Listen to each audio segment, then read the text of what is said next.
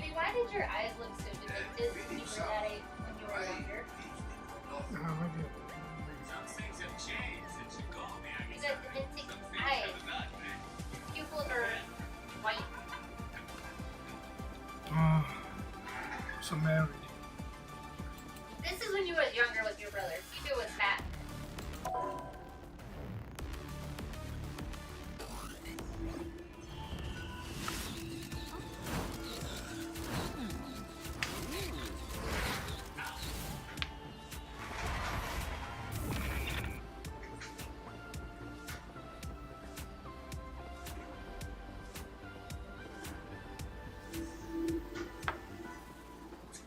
not talking.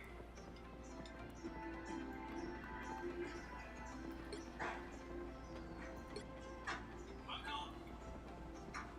Uncle.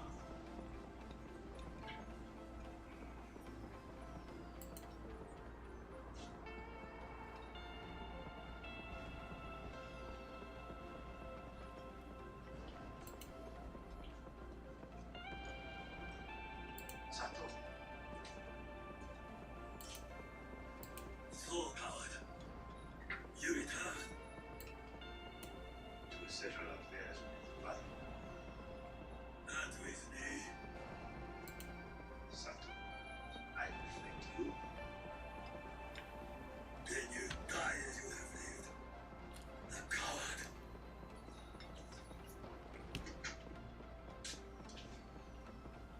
You see your father. Then you see me.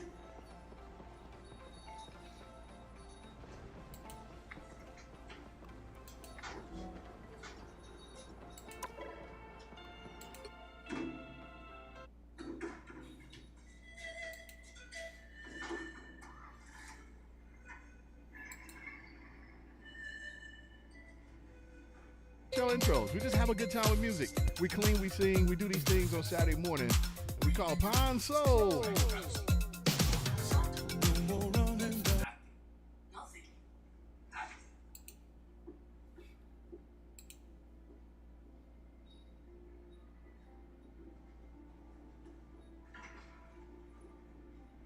All this because you had to go and tell everybody you were going to marry Yuki? I Why didn't you just marry her and move to Alaska? understand. Nobody nothing.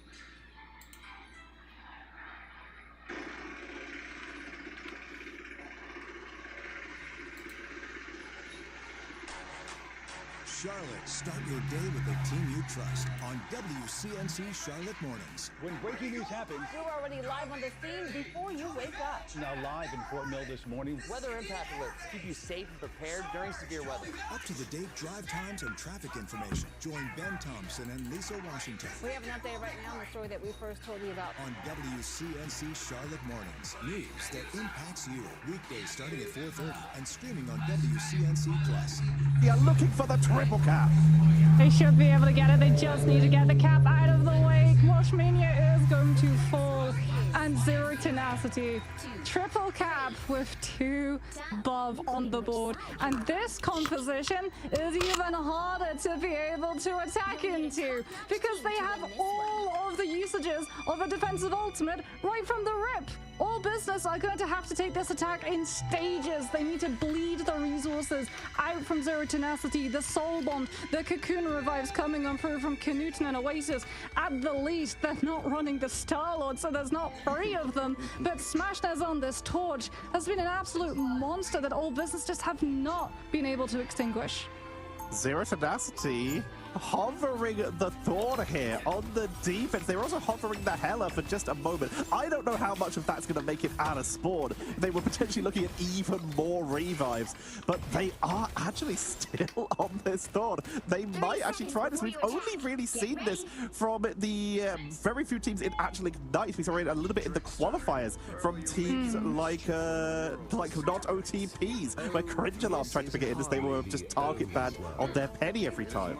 Yeah, Twisted Minds also played Kaya on the floor a couple of times, notably on Symbiotic Surface, sometimes over here on Hall of Dejalia. Lugia, though, is essentially going to be able to just go and brawl is what this 4 is going to be able to do. Go and Brawl, because they've read that All Business are going to be trying to put Tuzi over to this Hela on this hit scan to be able to keep a track of either Smashnez or Knuten if he's on the Adam Warlock, and that Hela is going to potentially get pressured off of the angle by the 4 coming on through because they don't have the resources to care for her, as Luvia is going to show the might of Mjolnir alongside that Pyro Prison and All Business. Already we can see the lack of space that this team has. That's already regeneration domain forced from their hands before we even start fighting. We're of course seeing the new Thor right now, which leans a little bit more heavy on that Awakening Rune, but this is before the Thor given the ability to cancel that Awakening Rune, which allows them to try and get out with a Storm Surge. So they're forced to back away a little bit more standardly here as the Eternal Bonds already coming out early as All Business are pushing it extremely aggressively. They've got a Rocket Revive, which brings back Winnie, but they do not have this Carbon Revival, and it would not be charged at this point anyway. All Business are taking this new composition from Zero Tenacity, and they are trying to outplay it. And the Final Judgment comes back in for the last turnaround. Regeneration Domain for at least a little extra protection, for a little extra time. The Sephirim barrier from Doctor Strange is buying every extra second as the portal comes out from Zero Tenacity. They keep the reinforcement going, dragging out this fight. Huge pick as well comes through from Tuzi. He commits onto the rocket before the BRB station can bring back Knuten on that Punisher. All Business had a game plan when they sent everyone up on that left side. They all stacked together, which meant that closest primary, every single Light Force dagger is getting the AoE, the 8-meter heal onto every single person stacked up. Eternal Bond fills incredibly quickly. As Zero Tenacity, there. We get to see it. Adam Warlock comes back into the mix. Oasis over towards the Mantas. They're going for the Rescon position so that Tuzi can get checked out by a strategist. They might not be being rash, but they're certainly adjusting to try and smash as they push back in with that Supernova to pull in. That is a wonderful block of the Goddess of Death directly into the Supernova Fire Tornadoes. We'll see a Flaming Meteor smash this, so they get the bonus help to get out of danger. Aya Magamoto comes on in. Knuten went down, brought back with their own cocoon. Counter Aya Magamoto from Lugia, setting them up beautifully. Quadruple, it's a team wipe as they chase down Welsh Mania to complete the set. Yeah, Closer goes down before they get the opportunity to use that Eternal Bond. Really good focus fire from Zero Tenacity. At least for Closer, though, they will have the CC immunity to make sure that they dodge away from the Psionic Seduction, which Ducky 1 is setting up incredibly aggressively. This Pyro Prison is being used to just slowly chip down All Business and also stall out their approach, giving Ducky 1 a much better position because they've been so worried about the Pyro Prison. No one's cleared the ammo. I think Ducky 1 is still behind him, and indeed, there it is! All of a sudden, we've got a flanking Psionic Seduction, and All Business aren't able to turn the shield in time to save the Hela. Going into administration, getting locked down, but they're still going to try and contest this, losing Welsh Mania, but everyone else is contesting this. They got Newton, they got Lugia. Znost is taken down by Smashnez, who is currently uncontested in the sky because of all the distraction that the ground forces are doing, but All Business, they have to make their way back to Winnie, who's holding the cart. While invisible, they're still there, finally getting caught, locked down with that extra soul siphon to keep them out of position, and we will see Zero Tenacity forced to reset with a slightly staggered Invisible Woman. We've got 2 fights now because Winnie was able to stall out the payload. All Business are going to have to take 2 fights, and Zero Tenacity do have the Karmic Revival. They're already starting to make a play for possession of this corner so that they can get Smashnez into a position to cut off the disengagement if All Business try to retreat. One attack, the ultimate comes on through from the side of the defense. Knuten utilizing the terrain of the map to be able to block the Bionic Hook attempt to come on through. And there's Smashnez. He's already been able to send them directly running to the team, but that sends them right into 2. With the Eye of Agamotto, Maelstrom will be able to find the picks that it's looking for. However, Knuten has the cocoon to self-revive, and with Ducky taking Closer out of the fight and Kraken Impact dealt with at the same time, Zero Tenacity are still holding strong. A lovely setup by All Business there. 2-2 trying to make their way in, but it's just the stickiness of this roster. So hard it is to make any of these eliminations stay for longer than a few seconds with these double cocoons, with Strange being so hard to take down their own, Invisible Woman being able to double jump away, and of course Ducky having that diamond form. It's so hard to finish anyone off. Aya Magamoto to the high ground. The barriers do block a little bit. Regeneration Domain will allow All Business to look for the turnaround as the Goddess of Death coming on out and sieging in. Yeah, but that was Tuesday using Goddess of Death to dodge the Eye of Agamotto. Zero Tenacity more than happy to trade an invisible boundary for it because now they can take the fight out in the open. Out comes Psionic Seduction. So many players from All Business swept into the mix and it just sets it up. Ducky One puts them into a position. Knuten brings them all tumbling down. And speaking about tumbling down, All Business are tumbling like a house of cards, entirely knocked apart by Zero Tenacity's composition. 1 minute to go. They're seriously running low on time. They do, of course, have Portal, which they will save, hoping that Toot, ironically hoping that they are the first to fall. Newton just sniped Tuzi again from across the map. There's the counter pickup, and this time there is no Cocoon. If All Business are going to go, they have to go now and just hope that Tuzi can make their way in with that Astral Flock for the reinforcements. But that first step means they need to make sure that Smashness isn't just acting freely. Here comes the clone from Xenos to set up with the Eternal Bond. All Business are committing. Yeah, but Zero Tenacity on. They're disengaging the force physics from Winnie. Manages to push the Eye of Agamotto back, and in the meantime, Lugia is going to get found out. Has no choice but to go onto the payload, but that's exactly what Zero Tenacity were wanting. Supernova cuts off the disengagement. Eternal Bond has come on through from the side of All Business as they try and heal through everything that Zero Tenacity have in the back pocket. But unfortunately, well, those pockets are a little bit deeper. Knuten comes on through with the Karmic Revival. Every tool at All Business's disposal has long since been exhausted, and the res composition is still going strong. Eye of Agamotto, Maelstrom of Madness takes down 2. It's an overtime fight, and 2 can't set a portal up for the team to recontest. We thought it would go 5 maps. It looks like it's going 3 total as Zero Tenacity win out Hall of Dejalia and win out the rematch against All Business once more. What a setup by Zero Tenacity. They are making their way back towards that grand final. As we will see, we're not losing All Business. They will have time to go away and prepare for the playoffs as their seeding is now locked. And Smashness once again showing just how good this team is, creating distractions and then allowing Smashness to just move so freely. We're going to have a look at the damage output because that torch was just completely free to move the majority of that game, and yet 37,000 seems about right. A solid 16k, aka an entire Slowpoke more than Tuzi. Both of them put together did not out-damage Smashness. 45 eliminations. Almost outmatched by Lugia on the Strange, by the way, with 43. 18,777 picked up for the Strange. Ducky One on that Emma, having a little bit more damage burst output with the Diamond form, managing to outpace as well. But I mean, Zero Tenacity, it really does just feel like the compositions that they can play, the depths of which are endless. Like, they had so many set plays that All Business would be like, okay, it's safe to walk forward. No, it's not. There's a torch in our flank. Wait, okay, we're all regrouped. Let's move it quickly through main, guys. Never mind, we're getting scooped up by Psionic Seduction into Adam just peeking all of us, and there's nothing we can do about it. Like, it really looked like they had such a good read on the way that Zero Tenacity wanted to play with the Brawl composition as they walked forward for that first attack of A, right, where they get the Eternal Bond, Close is able to board it in record speed. They all just use it to get onto the point. Tuzi on the Hela gets to move up to the space, challenge out Knuten, takes down the rocket, and then we get to B. And it's just Zero Tenacity. It's so one-sided, every single one of these fights.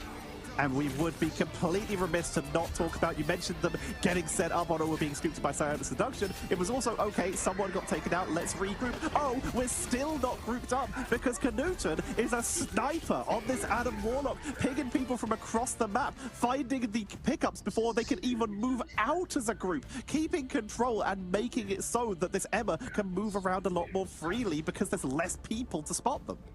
Yeah, man was an absolute menace. I need to see a Sparker versus Knuten Adam Warlock off. That duel at sundown? Ooh, I'm smiling already thinking about it.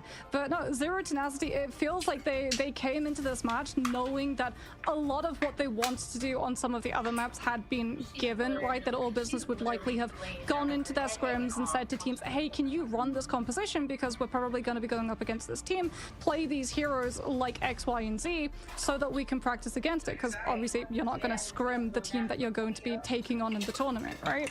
So Zero Tenacity were like, well, what if we just take you to different maps, but we do things differently?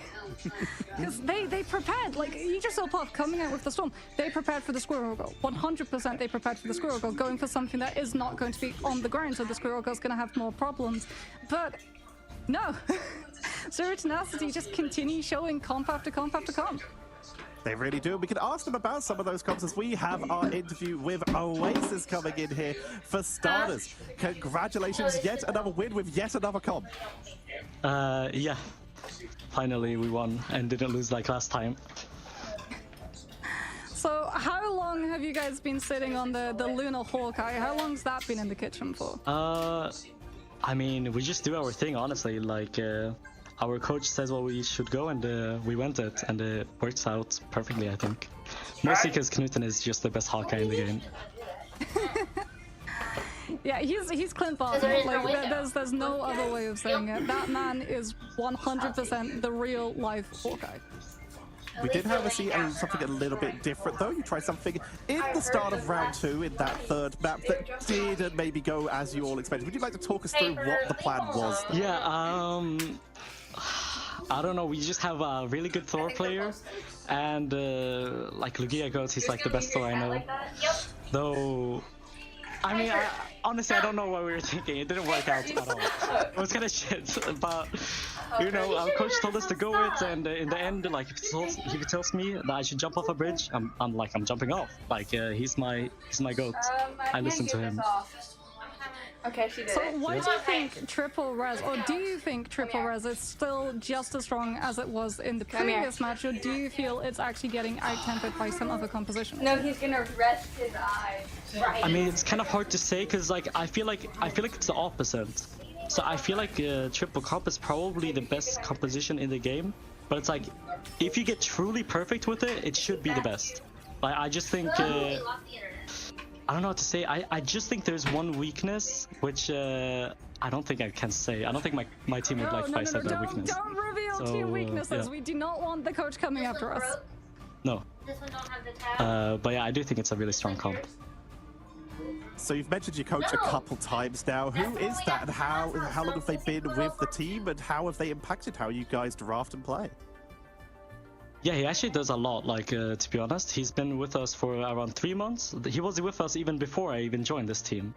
So, like, usually he's the one that keeps us in check when everything gets chaotic. Like, when we lost yesterday, we were kind of going crazy, like, should we go Hulk Namor, what should we ban? Should we ban the same shit? But he's the one that reminded us that the meta does change. Like, everything does change throughout the tournament. There will be new compositions that come out, because you do want to counter the Punisher comp. Because the Punisher's comp is just, I mean, it's hell to go against, honestly. It's kind of OP. So we got to see you on the Mantis, and I know that Mantis is one of your strongest, if not your strongest heroes.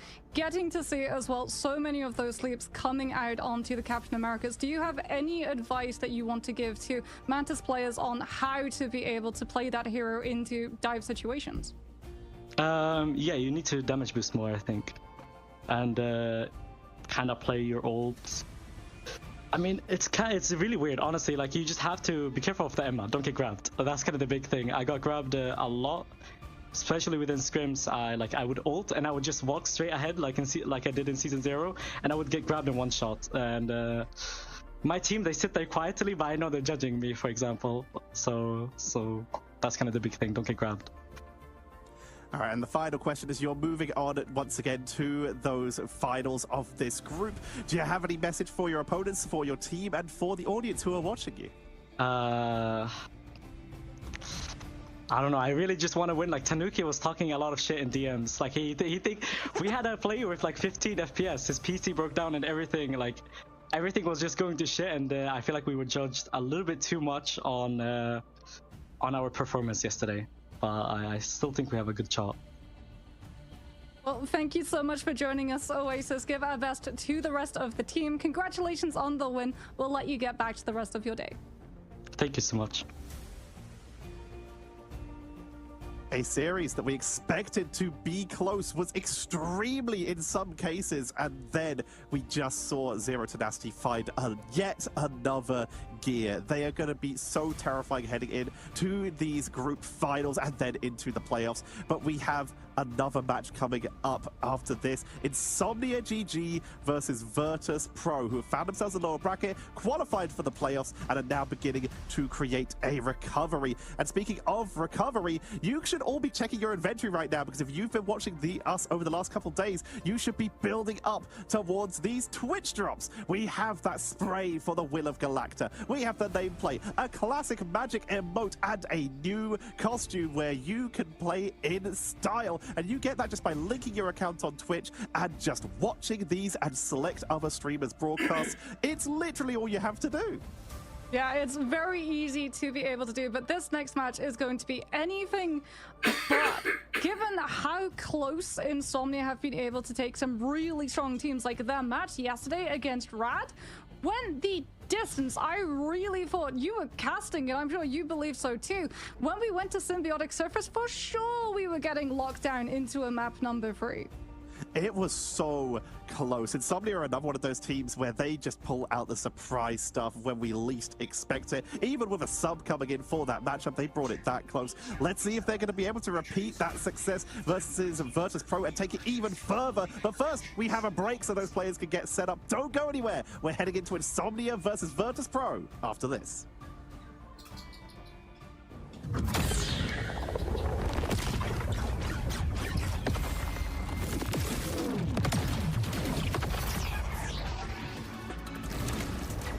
This is my unnatural selection.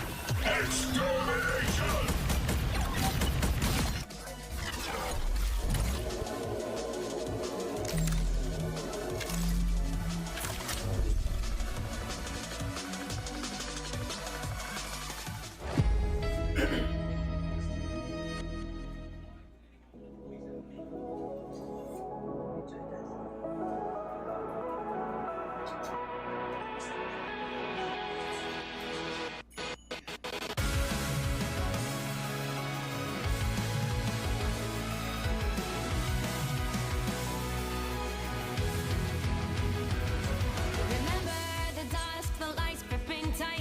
Trapping all those fighting souls, but yet across the world I see you standing in my way. I remember the time, the place we used to fight, like the sun and moon, and I wonder if ever there was a time that we were friends. The night has fallen, shadows looming, and yes, that time has come for me to seek you out. We are set now for our last reunion. Break the chains, find your way, come find me. Do you remember who you really are? Show me that you are still the only one for me. I'll be waiting for you. Wake up, open your eyes, raising up your fists and smashing through time walls. Before the rift winters again, the arrival till the end. Rise up, open your mind, hold on to your powers. No one can stop us. We are rivals till the end of time. We will clash, no matter where. We will fight, pushing across time and space. 'Cause you are my destiny to the end.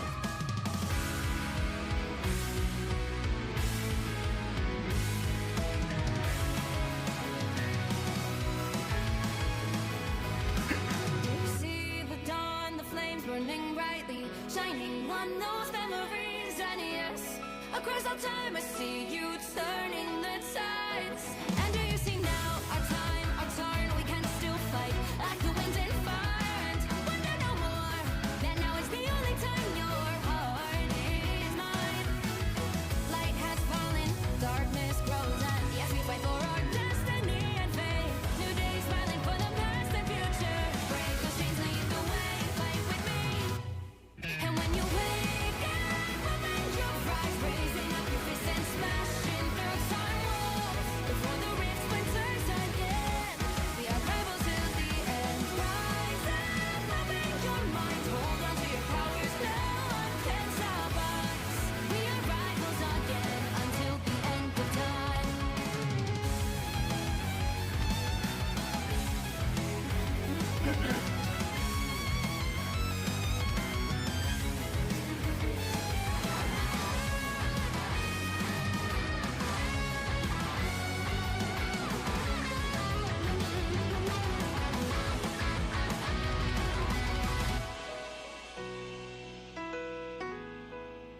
Show me that you are still the only one that matters for me. I'll be waiting for you. Wait up, open your hands, holding on to your heart. Look inside you. Can you feel it? The sparks in you. Add it up, unleash it all. Wake up, open your eyes, raising the fist and smashing through time walls. Before the rift splinters yet again, we are rivals to the end. And rise up, open your mind, hold on to your powers. No one can stop us. We are rivals till the end of time.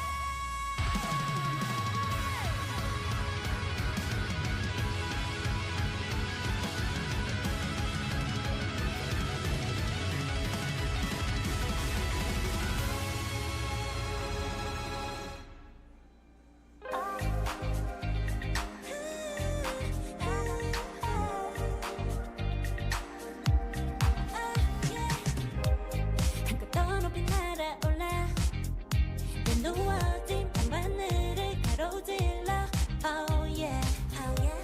필요할 때 내가 널 지켜줄게 간절히 바라면 이루어지는 마법인 거야 분명한 소리 들려 여기서 저기서 날 찾으면 달빛이 날 비춰와 시작해야 let's go 어둡고 흘러는 우주 따뜻한 눈으로 감싸나 손들 신비롭게 녹아내릴 거야 좀 더 기다려 I'll be there 쓰러지지 마 끝까지 일어나야 해 어딜 가든지 극복해 힘은 너에게 있는 걸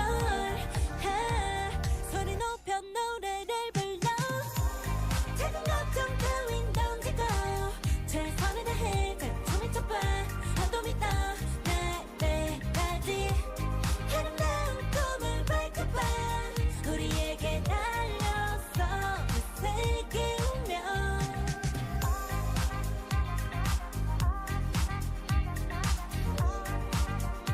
어둠이 떠날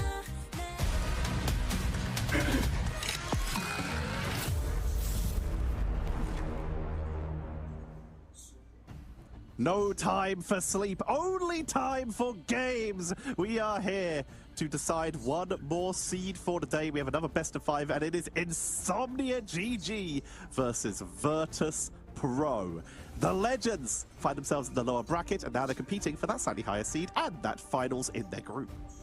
Yes, they got knocked to the lower bracket by Rad a little bit earlier in week number 1 and came back immediately with a vengeance. We were thinking, okay, is this the season that Virtus Pro don't look as unstoppable as they were? Were Rad finally the immovable object that they met?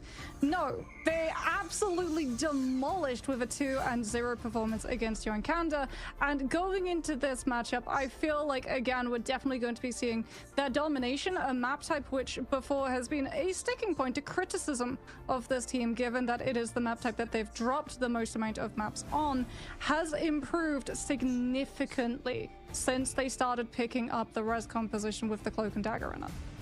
Virtus Pro, though, they have shown that they can stumble. They are not that immortal team that we've seen up to now. They've technically still not lost a tournament ever, but there is a team that has thrown off so many teams going through this stage in the groups, and it is Insomnia GG. They have pulled out some of the wildest stuff, some of the best cap with Passimo, who will not be joining in for this game, as we have Sentinel joining in their stead, who put on some of the wildest stuff, along with Demon, who lived up to their name when they were struggling in yesterday's games. They decided, what if we just made a Canadian missile and launched it to try and turn around their series versus Rad, and they nearly took it. Yeah, Take Me Down to the bowl game, Take Me Down to Symbiotic Surface was the game that Rad were finding themselves having to play up against us. This was absolutely insane. Sentinel, there was a little bit of concern, you know, coming in with a substitute. Is that synergy going to be there? Absolutely. Symbiotic Surface, Demon, like you said, was an animal unleashed on that Wolverine, getting so many connections with the fastball special. They put on such a great performance, trying to hold on defenses and trying to rush in. I spoke to Sentinel a little bit before this, and they described this composition of just throwing Demon at the sky and letting them deal with it. Running in with the Gamma fastball, a composition that we really have not seen that much of outside of Season 0. It has made a return. And this is just me counting at the bottom here, just what I could see on the broadcast. 24 Wolverine snatches, resulting in 31 KOs. Their team picking up a lot of those hits after they land them. They found so many. We're literally going to see just a few of them. Just a few of the times that Demon was launched through the air to find people over and over again. If you find a flyer using the jump pad from the rocket, you are able to take them down. If you can get onto a strategist, you can take them down. This is the positioning destroyer. Yeah, and I mean, what was even more impressive as well was the fact that Rad were running both the Invis Women and the Magneto, two players and heroes that not only counterplay the Wolverine grab attempts, but Virtus Pro are a team that has struck fear into the hearts of many and also inspired many into coming into the scene. So often when we talk to players, we say, who inspires you the most? Which person do you look up to in your role? A lot of the time, in fact, for the most part, it is a player on Virtus Pro's roster who is the answer. And they've gone back to the drawing board. They were motivated by that defeat against Rad Esports, and they improved. They've started picking up new compositions. We've got to see them really utilizing the Cloak and Dagger to devastating degree, as though that matchup against Peps was closer, I think, than some imagined it to be. Getting the one-sided Cloak and Dagger in the draft ban was a masterful stroke of manipulation. They have taken control so fast. They used to go under Team Cats in MRC Season 0, and then very shortly afterwards were picked up by Virtus Pro and have never really let go of that title since. They have lost a series last week.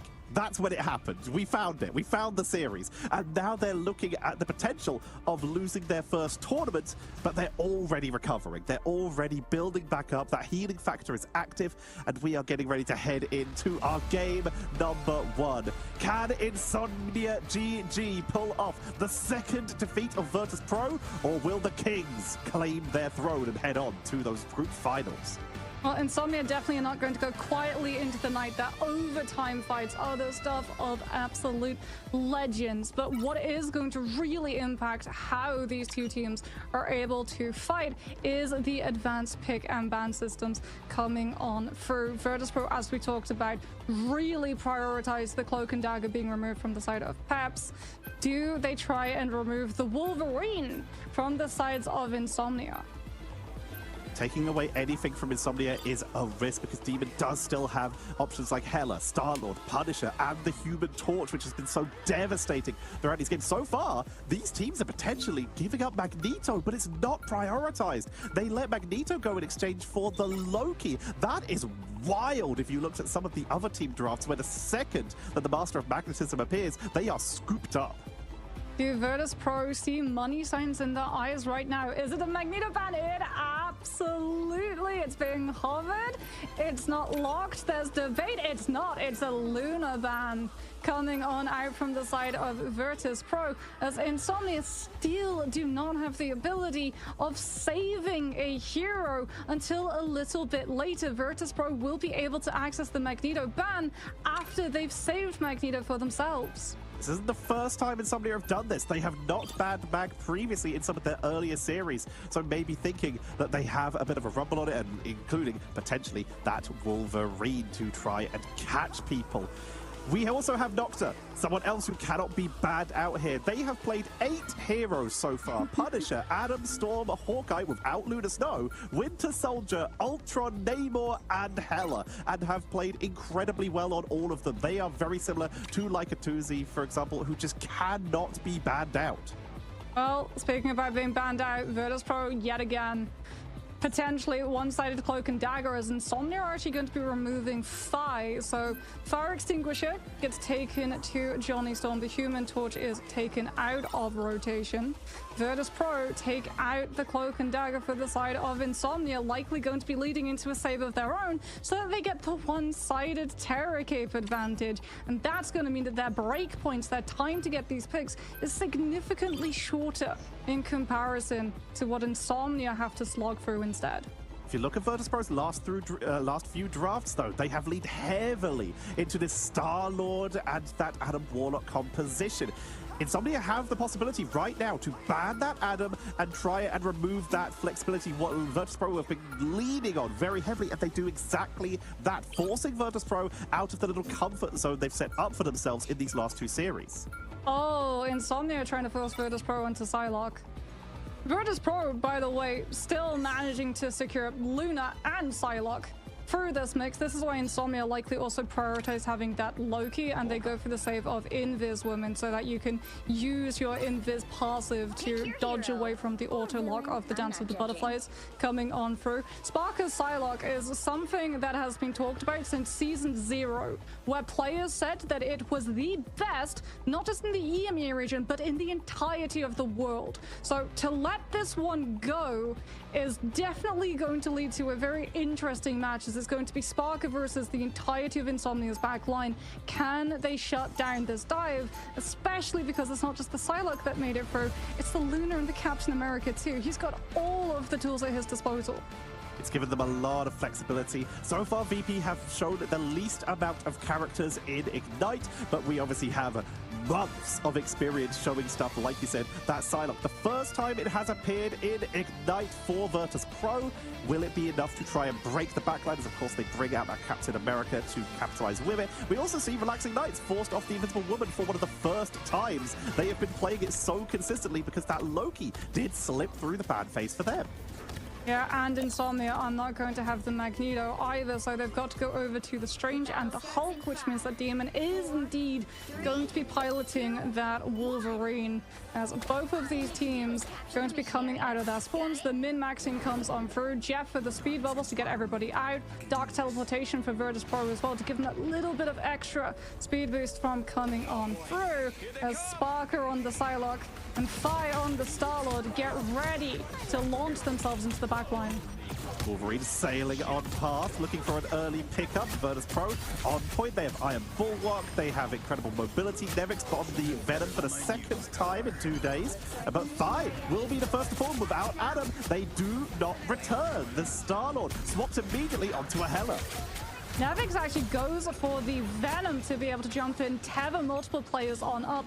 The Sparker to get the most amount of damage off. Demon gets frozen by Saipe, but does not go down thanks to the Wolverine passive, and Insomnia still holding on. However, this fight has been going on a very long time, which means ultimates are about to be built up for the side of Virtus Pro. Saipe is spiraling towards that first fate of both worlds. Noxus trying to find a poke pick. Insomnia starting to entrench themselves on this point as they have so much poke. We can see Demon hurtling around. Can he find the pick he's looking for? No. Virtus Pro entrenched themselves, not on the point, but inside the small room. And it's a space that Demon just cannot commit into.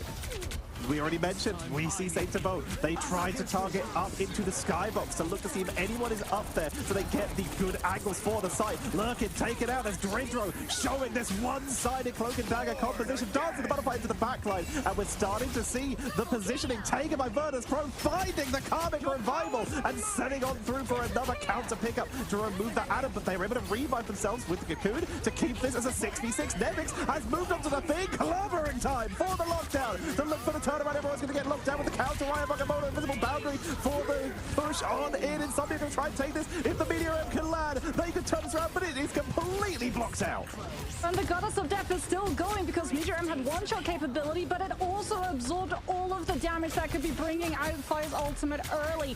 Spark is able to get a late pick onto the Invis Woman. Insomnia denied. One of their strategists are slowly falling apart as Virtus Pro are able to sustain through the fight and finally stabilize. But Insomnia, having been able to buy themselves that first cap, how how long that fight actually ended up being, have bought themselves a whole 76% of the point. And the composition, the job is done. Away goes the res composition. Now we're on damage burst.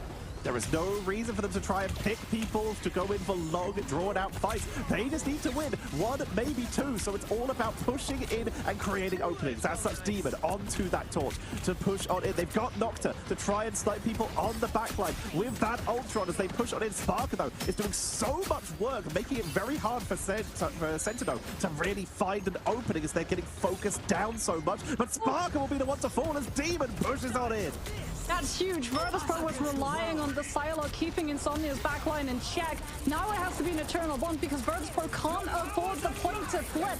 Nocta counterplays it with the Rage of Ultron coming on through, but the Terror Cape from Dreedro is going to make sure that Insomnia don't have the confidence to push further forward. Forever is chasing so many of the strategists. Back manages to come through with the Eye of Agamotto. Dreedro is not able to dark teleport out of it in time. Gets caught in the phase change, but Fire's Goddess of Death catches two. Insomnia now only relying on the Rage of Ultron, and that's not going to be enough. Sparker gets the go-ahead to go on with the Dance of the Butterflies, and after that one, Insomnia falls silent.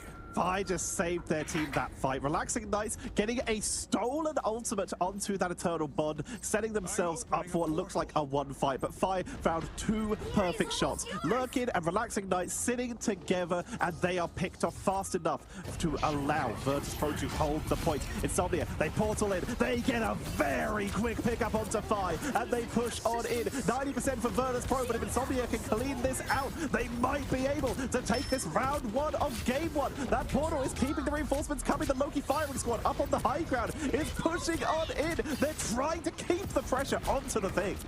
I mean, everyone from Virtus.pro is just forced into this small room. They've got to break past the torch that's laying the gauntlet down with this continuous spam pressure. Nocta's even back over to the magic so that he can try and utilize things like those portals and the dashes to maneuver himself around the point without getting picked in exchange. Dreedro, though, was able to pull up the Eternal Bond. Virtus.pro bide that time, build the win condition, and out they come with the Eternal Bond, paving the way onto point. They flood with the Terror Cape, managing to catch so many players on the side of Insomnia, and that is the point finally going to Virtus.pro's side. But we said that we think that this might be closer when you look at these two teams, when you look at the past performances, than a 3-0 scoreline, and it absolutely feels like Insomnia are in control of some of these fights. They are looking incredibly strong at the opening.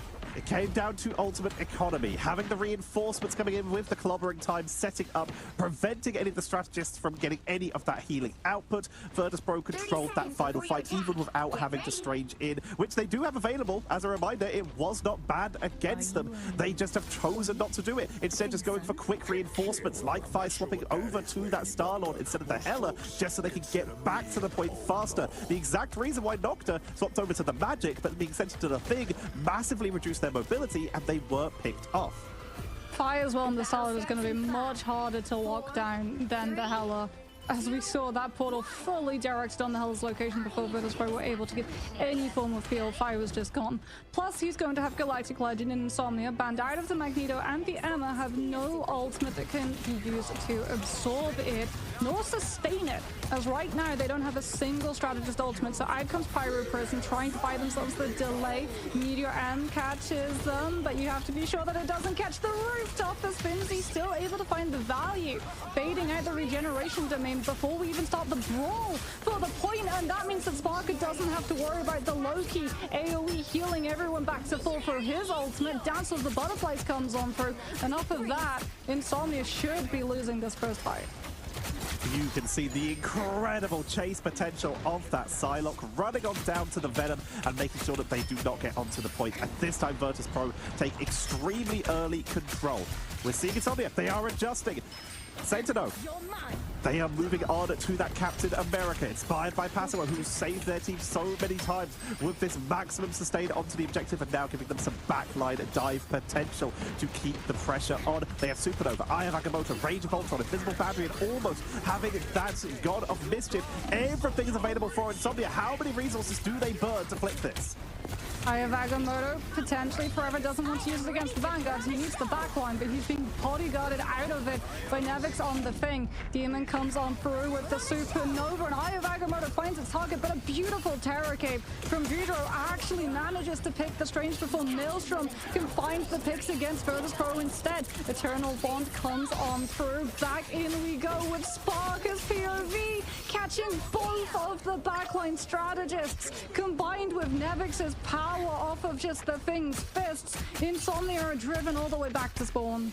I asked the question, how many ultimates did Insomnia burn to flip? The question should have been, how many did they need? Because it was more than what they used. They used Rage of Ultron. They used Aya Agamotto. They used literally everything except for that invisible boundary that they had available, and it still wasn't enough. Virtus Pro repelling them here. This thing is putting in some absolute work on these long extended fights on the point. They use Invis Boundary too. They sequester themselves in a tight space, which means Nevix gets a free go on covering time. He uses it before Invis Boundary. Lurkin tries to get the boundary off to save the team, but it's not in time to save the Loki. Major Freeze comes out onto Sentinels. He tries to just dive the backline and force Virtus Pro to have to turn their attention off of the point itself, but Fi is holding it down so low with the Galactic Legend. Insomnia don't have the shield pressure. They don't have the Magneto. They don't have any presence.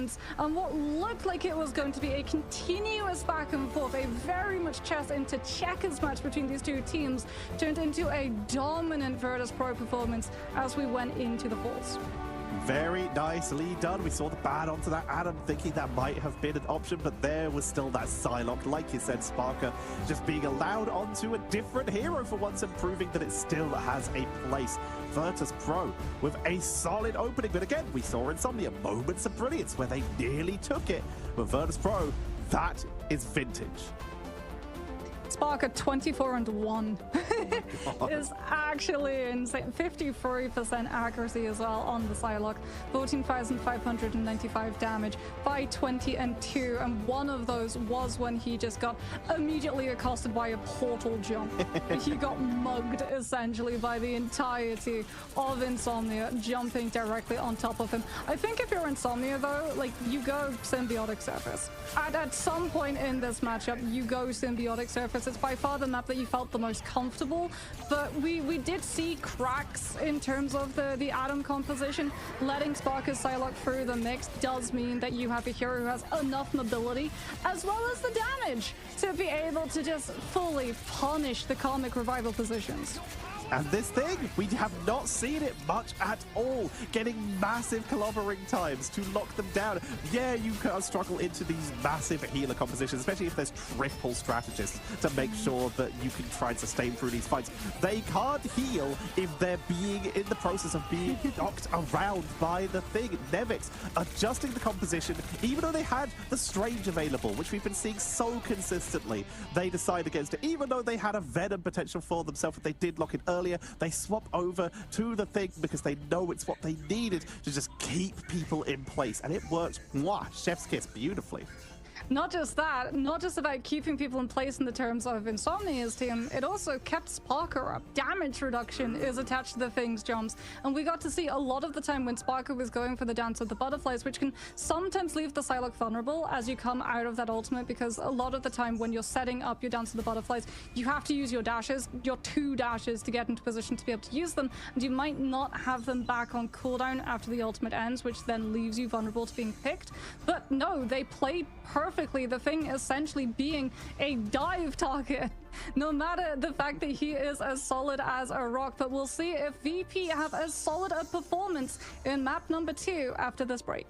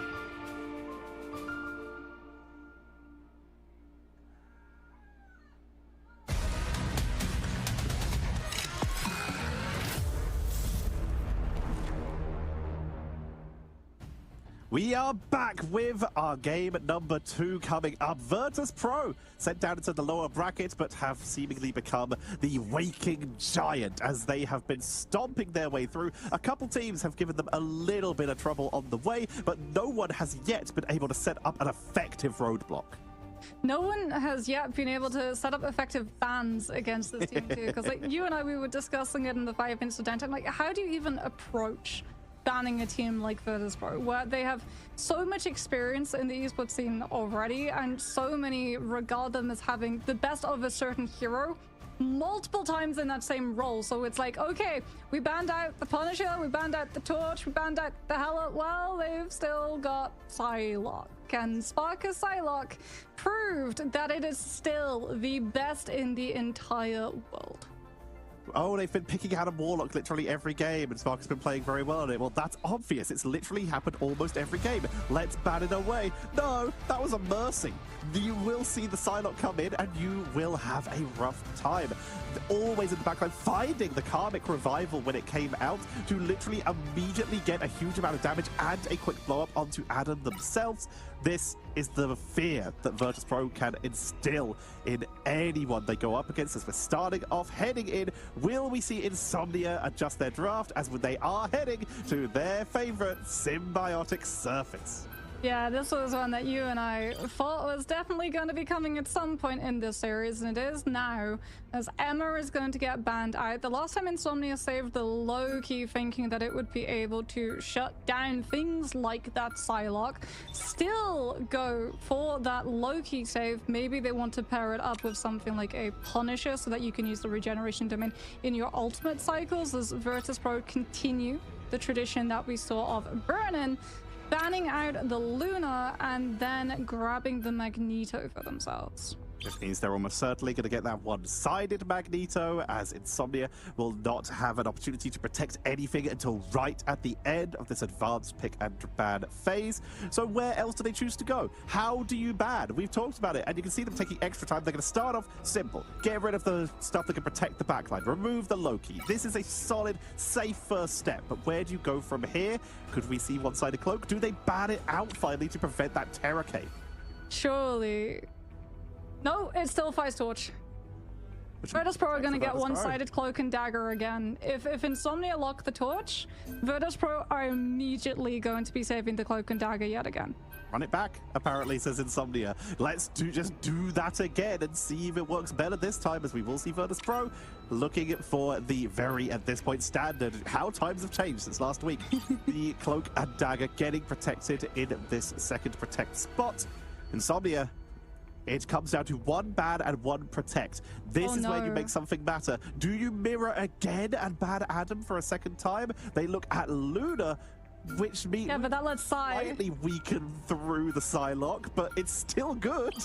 Yeah, that lets Cypher. I was going to say they've only got one ban slot left because they go after Fire's Torch, which means that they go for the Luna, not the Psylocke, as they will be able to save the Magneto at least. So if Virtus.pro do decide to run a Punisher on this map, he is potentially going to get shut down if the Meteor M reaction check is paused, as Invis is going to be the last ban coming on through. So we're not going to be having one of those lineups coming on out for Insomnia. This is going to force them onto a really rough backline. It's going to be Loki, but they're probably going to have to go for a triple strategist lineup at some point, because they don't get Invis and they don't get Cloak and Dagger and they don't get Luna, which means that Loki's going to have to, well, one, copy Tritro's ultimate, and two, Loki Mantis is not going to be enough to sustain your entire team. Let's talk about their composition from last time, from their match versus Rad Esports. How did they adjust it? They did run this Adam. They ran whatever strategist they could get. In one case, it was the Invisible Woman. In another case, they tried it with a Cloak and Dagger of their own. But then their last strategist for Lurkin was Rocket, using those extra revives and consistent jump packs to keep that Wolverine flying through the air. But running this into Virtus.pro, who have been given their Psylocke, Rocket is a little bit squishier if they're not near their team and could get blown up extremely quickly. Not just that, Sparker is going to be perma-scouting the area, which means that that BRV station is going to be permanently found out if Lurkin's not able to place it. And indeed, it is going to be the Mantis, Loki, Adam coming on through from the side of Insomnia as Sentinel sets up a portal. They're going to be looking to try and grab one person, but Virtus Pro. See the animation? Everyone stacks on up to be able to care for each other. Can Demon find the grab? No, he can't.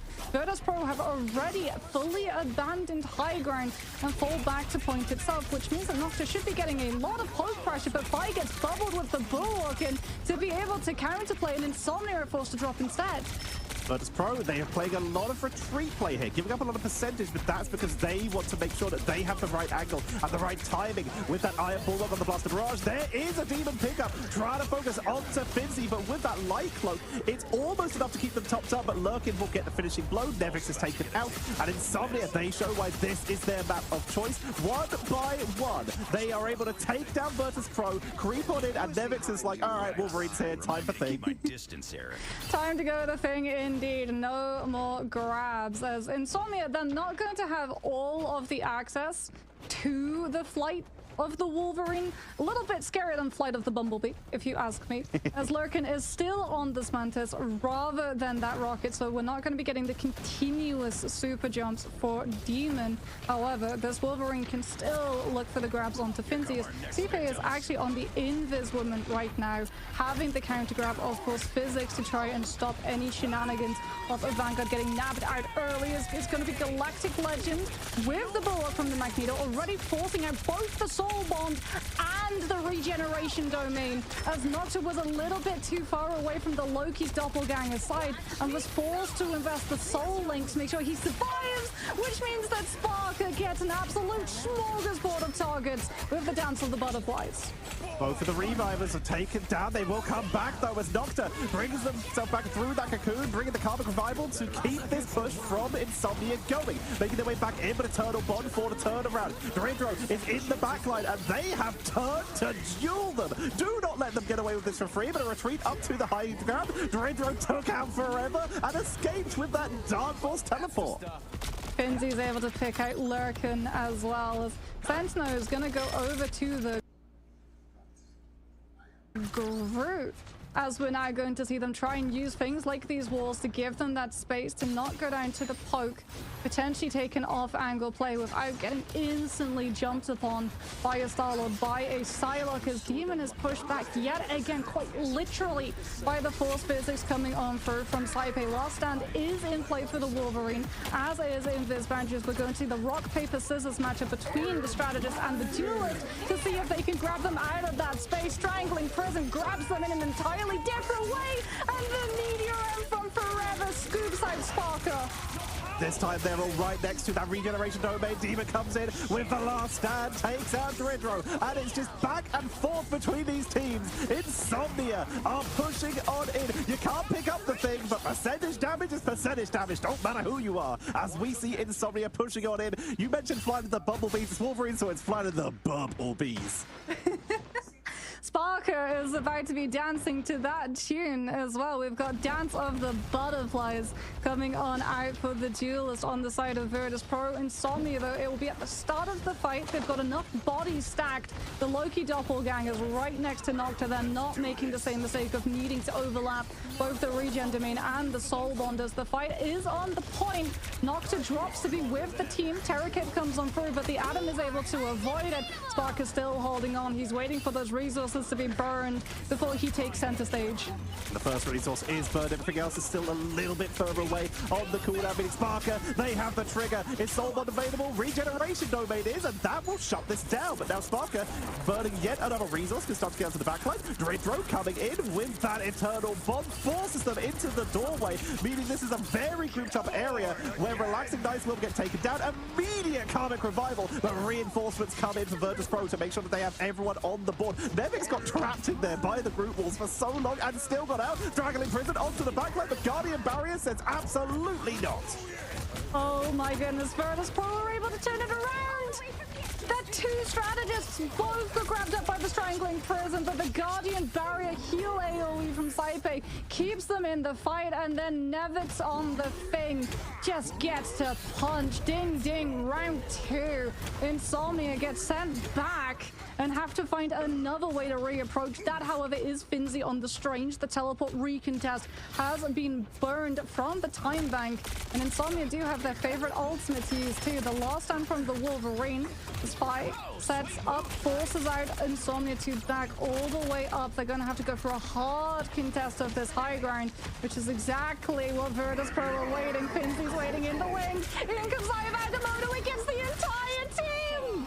A full team wipe. Nocta and Lurkin, they are not going to cocoon. They will head right back to spawn, not wanting to deal with that. Finzi not on the mag, so they don't have that extra Iron Bulwark for Phi, and they do not need it. You don't need to protect your team if your opponent's team is in their spawn again.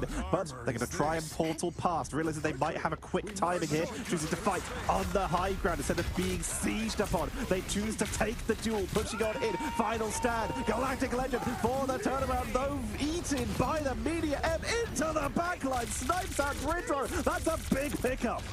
That's a big ult burn though, and that's huge cooldowns invested. Phi with the Galactic Legend is still able to force out the regeneration domain from Galactic Knight, who goes for the God of Mischief copy to set up for an invis boundary as the actual invis woman gets sent spiraling out of theirs by the last stand. Insomnia are finding the picks, but they still have to deal with potential daggers coming on through from Sparker, who gets fully healed up by the dagger down from Druidor. Virtus Pro can throw themselves onto point. Terra Kid comes on through. Sparker tries to dance around them, but the sedation comes out from Lurkin. The Psylocke isn't able to tap, but Phi absolutely is. And Druidor with the Eternal Bomb is able to fully invade Insomnia's space. Sentinel comes on through with the Eye of Agamotto. Nevix tries to shut down the pressure with the Yancey Street charge into clobbering time, keeping them snared on up into the dance of the butterflies. And it looked like Insomnia will find the turnaround, but Virtus Pro have the answer. They shut the Comic Revival down.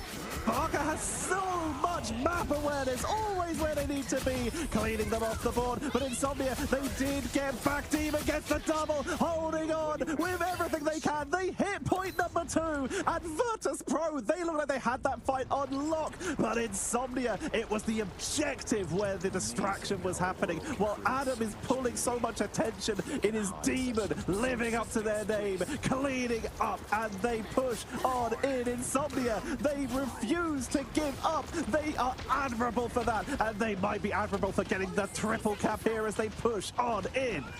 Beginning to think that Demon might need an exorcism to be fully ousted. He's got the fastball, he's trying to find the grab, but he doesn't match you off of the force physics coming on through from Saipe. Momentum is stunted by the Galactic Legend coming on through from the side of Phi. The Sparker is on the right side awaiting, getting them low. What a sleep from Lurkin! The CC shuts down the dance of the butterflies, and Virtus Pro were forced just with base abilities alone to send Insomnia back.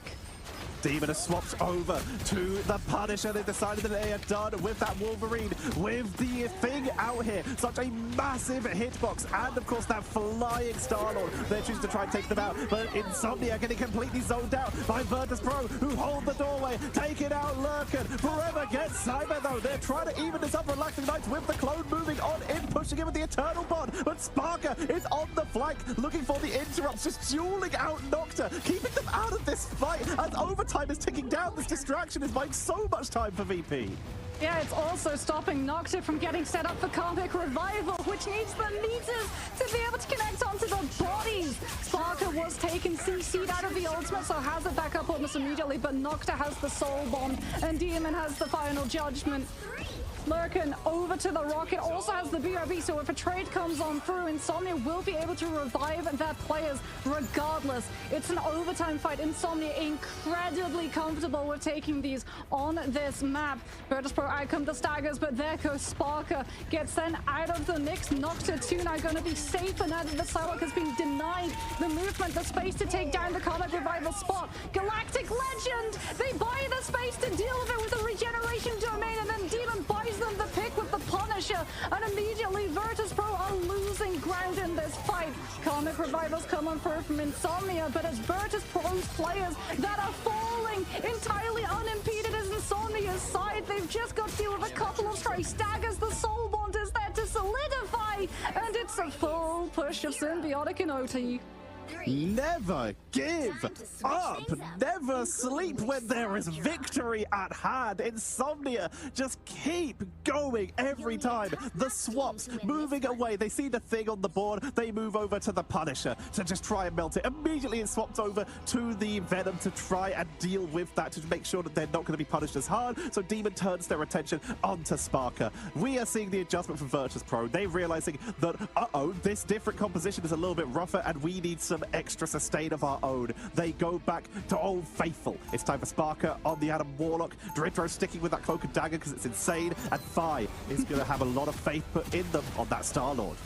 Yeah, I mean, the Loki is going to have really good sustain in the form of the regeneration domains. However, the 12-second cycle of Terror Cape from Drudro is definitely going to give Virtus Pro the edge in terms of damage that Fi can do with the burst down. So the entrances to these fights, the Star-Lord with the barrage into the bubble coming on through from Finzi's Bulwark, that's going to be something that Insomnia are going to have to watch out for, especially because that AoE damage instantaneously breaks every single Loki doppelganger if Relaxing Night stacks them a little bit too close. Gonna have to stay split up right now. They've got the Loki firing squad up on the high ground to break that so they can get the initial angle. We are seeing Nemix dropping the portal, and they have a counter portal forcing the shutdown. Nicely done. Not going for a trap, let's just drop overwhelming damage and prevent that from coming in, and that is going to slow down Virtus Pro a lot. Yeah, Virtus Pro weren't actually planning on walking out of that portal, though. They had the Mantis and the Widow. Yeah. And the Terror Cape coming on through. They were trying to find a one-shot onto one of the players from Insomnia, but Insomnia have double shield, so the Widow's not able to find a hole in the wall. As Fi now back over to the Star-Lord is going to be trying to find an engagement, an entrance for the team, slowly chipping down some of these resources. However, that's already Dagger Dome invested from the side of Drudro, trying to build up to this first Eternal Bond to have that immediate instantaneous out sustainability in comparison to the other side. A huge barrage comes on through from Fi, buys almost 50% of the ultimate with all of the damage boost that was stacked on top of that Star-Lord. And unfortunately for Insomnia, they have no choice but to give the space. Demon has to go over to the turret just to try and hold the ground down. They dropped a lot of damage. That did force a little bit of a backup out of Virtus Pro as Dredro, Sipper, and Sparker are all taken down. Insomnia, they are buying every extra second here to make sure that even if there is a triple cap, they can at least try and contest it, as they, of course, had an empty time bank at the end of that first round. Virtus Pro, they will back up, they will regroup, and they're starting to build that ultimate count. Blaster Barrage has been setting up a good set of damage. Now try and set up for a Galactic Legend. Finzi's already got Meteor, and Insomnia don't want to start the fight until Forever has the match, especially because it's going to come down to the Cloak and Daggers. Both of these teams have the Hyperburst ultimate ready to go. Galactic Legend for Virtus Pro is going to kick things off. There goes the Meteor M. Fi utilizes the right click and just dodges out of it with the Stellar Shift. The same cannot be said for Saipe. Saipe goes down, and Final Judgment from Demon is already creating the space as they try to come on through with the Meteor M shutdown, but no, Demon survives. Comic Revival coming out from Sparker, though. They've chosen to keep this fight going, pushing on in. Eternal Bond for the setup from the Relaxing Knights clone to push on in. Demon was set up on the high ground, and they are wrapped around here. Frenzied arrival from Nemesis to the Blaster Barrage, but the Eternal Bond is keeping everyone topped up. Regeneration domain for them to retreat into as they push on. Forever's dropping extremely low. Eye of Agamotto for the counter in the doorway. It is an empty room because everyone who's in it is deceased. That was an insane Eye of Agamotto from Sentinel, and off of the back of that one, Virtus Pro are in shambles. They've got to make sure that they get back to be able to regroup in time. 1 minute left. Fi's going to have the Galactic Legend, but that's all Virtus Pro have to play around with right now. They can buy themselves the poke to be able to build up an Eternal Bond, but that's sacrificing seconds that they can't afford. Sparker needs to be able to have the Karmic Revival to be able to match, as they've not been able to pick up a single single tick. Insomnia can play around the point percentage, force Virtus Pro into overcommitting in this last fight, and then come back in with the last better hurrah. Look, it has that Cosmic Yard amplifier. The BRB is set up around the corner. Once again, in comes Nevix to try and create an opening fight. Has Galactic Legend Blaster Barrage for a setup as they put the pressure onto Forever. The BRB will bring them back, so it's still a 5v4 as Cypher was taken down. Here comes the Cosmic Yard amplifier for maximum damage as Virtus Pro are ticking down one by one. Insomnia, no sleep till playoffs. They clean out Virtus Pro. There's no Strange to Portal. There's 4 seconds left. Venom's giving everything, but they're all that's left. And Venom is slain on Clintar. Karmic Revival to touch the point, to bring Venom back, to try and delay. Insomnia will match it for him with the Meteor M to buy time. It does not take down Fi, who's pushing in for the counter. Meteor M is blocked out by the Dark Force teleport, meaning that they're trying to go back in. Fincy getting healed up, but that's gonna be once again Relaxing Knights with the clone onto that Eternal Bond. Dive by Sentino into the backline. Demon is down, but Virtus Pro are relentless. They've got a sliver left, but they're running out of bodies. But the reinforcements are coming so fast. They've got the Terror Cape, they've got the Dagger Dome. They're trying to stabilize on the point. The Bulwark allows them to walk into the heal AoE, but Insomnia have the Regeneration Domain, which is allowing them to hold firm and strong on this point. Nevix is Feast of the Abyss. Where's the Venom? He's trying to find him into the back line, and he's found it! Lurkin goes down, Nocta removed. Fi swaps over to the Strange to teleport back in and make a play with the melee off of the Terror Cape set up from Dridro, and I believe the Virtus Pro might be able to find A after all. Insomnia tried to hold on, but Virtus Pro remains strong, and we go to B. Virtus Pro, they see Insomnia's legendary holds and they say, give us a go. Revives, delays, Nevix has swapped over to the thing, seeing Demon bring out the Wolverine to again keep the lockdown. Sentinel has their own thing as Fi is matching. The teams are mirroring. The teams are mirroring, and we're about to see batter up. Who can have the better launch? Cosmic fast players not able to set up the fastball just yet. There it is. That's the confirmation. Sentinel's waiting for the wall to break.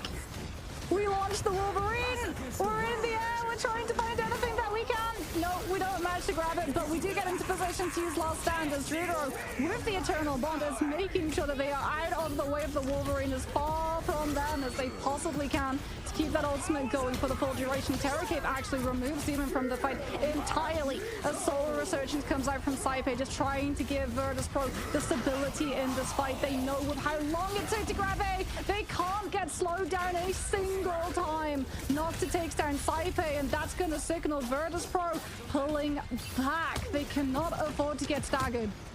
We've seen that Gamma fastball, the Cosmic fastballs coming out, but not yet able to find the targets. It's just the sustain from Insomnia, where they're able to duel out. They're still on this rocket with these heavy multiple bodies in the front line, using that big repair mode and that, of course, Battle Rebirth Beacon to stay in the fight.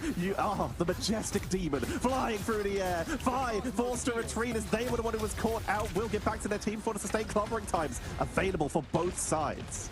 Yeah, Insomnia, though, have the high ground. They've got 3 lanes to play their players on in anticipation of that clobbering time, which they thought was coming out. That's an early soul bomb from Nocta, and they might pay for it. It's still going to be hold on, but it forced the regeneration domain on the end of Insomnia, and that knocked down those precious resources when this fight goes further. Dridro with the Eternal Bond's going to be able to continue the aggression from Virtus Pro's side. Nevix gets stunned on out, but it's not going to be enough, as Insomnia are still able to find the picks, disengaging back into the small room. Sparker has to try and stabilize the team with the Karmic Revival. Forever's not able to find the pick off of the Meteor M, but the Cosmic Yawn Amplifier from Insomnia's end matches Witch with the Soul Resurgence, and it's a matter of inches. Everyone's grouped up, going in. Fincy finds Relaxing Knights while they were in that extra healing, but they're brought back with the Karmic Revival from Nocta, who saves theirs for that little bit longer. Forever is back. They're sustaining. Demon finds Fincy and is absolutely wiped on the turnaround. Fi saving their final judgment, their last stand for the turnaround here. Finds Nocta, cleans them up. They have Cocoon, but numbers are heavily in Virtus Pro's favor. They are mirroring Insomnia with these last second pushes. There are no bodies left. They look for a wraparound. Portal comes in to try and delay it with 2 meters and 64 centimeters left. However, it's immediately cleaned off the board. Yeah, Terror Cape unfortunately connects, and that amplified damage is too much for Insomnia to be able to stand. And now it is going to be Insomnia having to teleport back to the C point spawns, which is going to give Virtus.pro so much space to be able to push up and ahead, as Insomnia cannot risk losing someone. Demon is off of the Wolverine onto the Punisher, trying to utilize the threat of the turret as well as the CC immunity of it to make sure that Fi on this Wolverine gets scout marked out before the fight can properly start. As we can see, Virtus.pro do have that Eternal Bond, but so far opt not to use it. They're waiting for them to feel truly comfortable that Insomnia are going to be forced apart with so many ultimates, and there it is. Eternal Bond in. Insomnia don't have the space to be able to give to disengage it, and the Terror Cape hits the maximum amount of players on the team, but there's no follow-up as Insomnia just give the space, but that means they give the ground on the objective too. Fire's looking for flanks, looking for anyone. If they could get Demon, that would be huge. Knocked back by the Mag Cannon of the Magneto, but they're topped up. Final judgment for the push-in, and they're gonna commit to it with 23 seconds left. Final judgment on the push. Meteor Rem into the regeneration domain. Doctor has picked up and it will revive. They've got 93% onto that Karmic Revival. Sparker has theirs and has to drop it because that final judgment did so much value. Pushing on in. Sensi takes out 5, and they're brought back with the revive. Forever Meteor M takes out no one. It was a clone. As Sentinel takes out Nevix once again in their second elimination of this fight. Tip is brought back thanks to the Cocoon and Virtus.pro. They're running out of members. 5 seconds for Nevix. It's not enough. Insomnia even up the score. We fought the second that we saw Symbiotic Surface. You and me, we've both been discussing how we think that this match is gonna go. And we were like, yeah, Insomnia for sure pull Symbiotic Surface. For sure they pull Symbiotic Surface. It's the best map. They've looked insane on it. They've come out from just amazing, impossible turnaround scenarios. 30 seconds they had to be able to beat Peps in an overtime, and they got the full push. It is no surprise that they're able to slow and then permanently halt Virtus.pro. As, oh my goodness, just both of those two teams, the fights that went on so back and forth, so long. Triple res against triple res means that these fights, they don't just stop.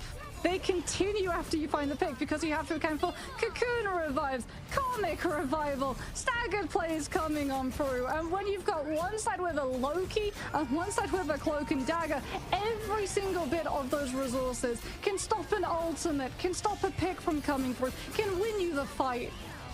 Sparker put on one of the games of their life here. They got 23 KOs there. Just the final hits alone, excluding like that grand total that they got by contributing across that Psylocke and that Adam Warlock. But Demon was just living up to their name, as we keep saying, because they knew exactly when to swap. When Virtus.pro tried to move into the Thing, they quickly swapped to the Punisher. When they start to try and dive with the Venom, they turn around and deal with anyone on the flank, especially Dridro, as they kept trying to move in with that Terror Cape.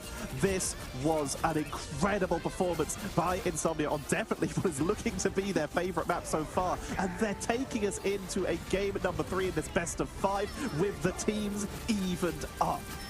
Yeah, and I mean, Insomnia, the entire team as well, making sure that the Punisher finds the value. We saw so many times, especially on C, like Meteor M from Finzi, sent Demon's Way, survives it because Relaxing Nights comes on through with a clutch regeneration domain on the Loki, and gets an amazing God of Mischief copy as well to make sure that the Punisher is fully healed up to be able to forge ahead with that final judgment. Every single player on that team understood that when we passed into C, so much time had been just denied to Virtus.pro on both A and B that they needed 2 fights total to be able to fully shut down C, and that's exactly what they play for. Final Judgment buys them the picks, it grabs them the space back, and VP, they're forced to just invest Comic Revival in a really bad position where everyone can immediately round the corner and try and put pressure off of it. Dridor is able to peel for somewhat of that space off of a Terror Cape coming on through, and the blind comes out, and Comic Revival is over 10 meters in front of the player who does get blinded, so they don't see anything that's going on. But Virtus.pro, you can tell like how much troubles they had on C, because they knew that they wouldn't be able to fully regroup, but will be regrouping with map number 3 after this break.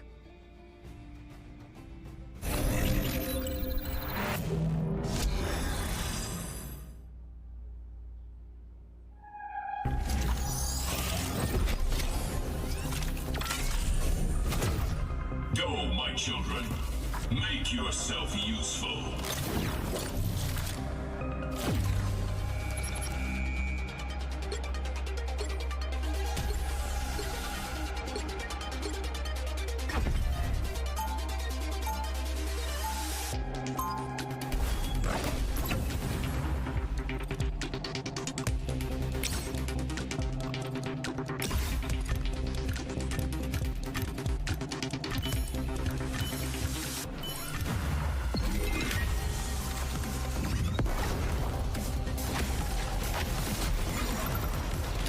By the eye of Agamotto!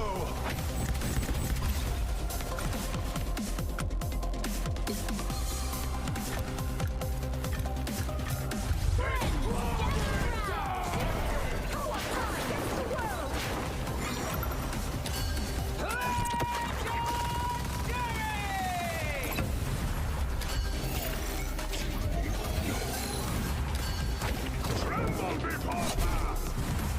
Maximum pulse!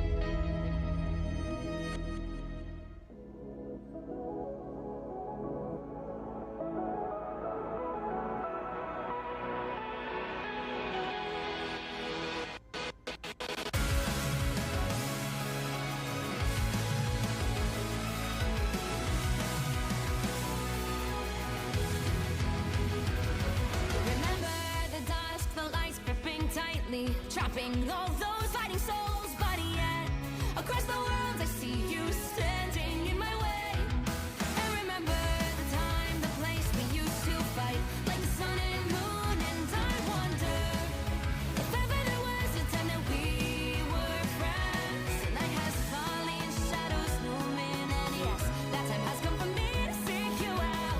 We are set now for our last reunion. Break the chains, find your way, come find me. Do you remember who you really are? Show me that you are still the only one for me. I'll be waiting for you. Blink and hoping your rise, raising up your fists and smashing through time walls. Before the rift splinters again, we are rebels till the end. Rise and hoping your mind, hold on to your powers. No one can stop us. We are rivals till the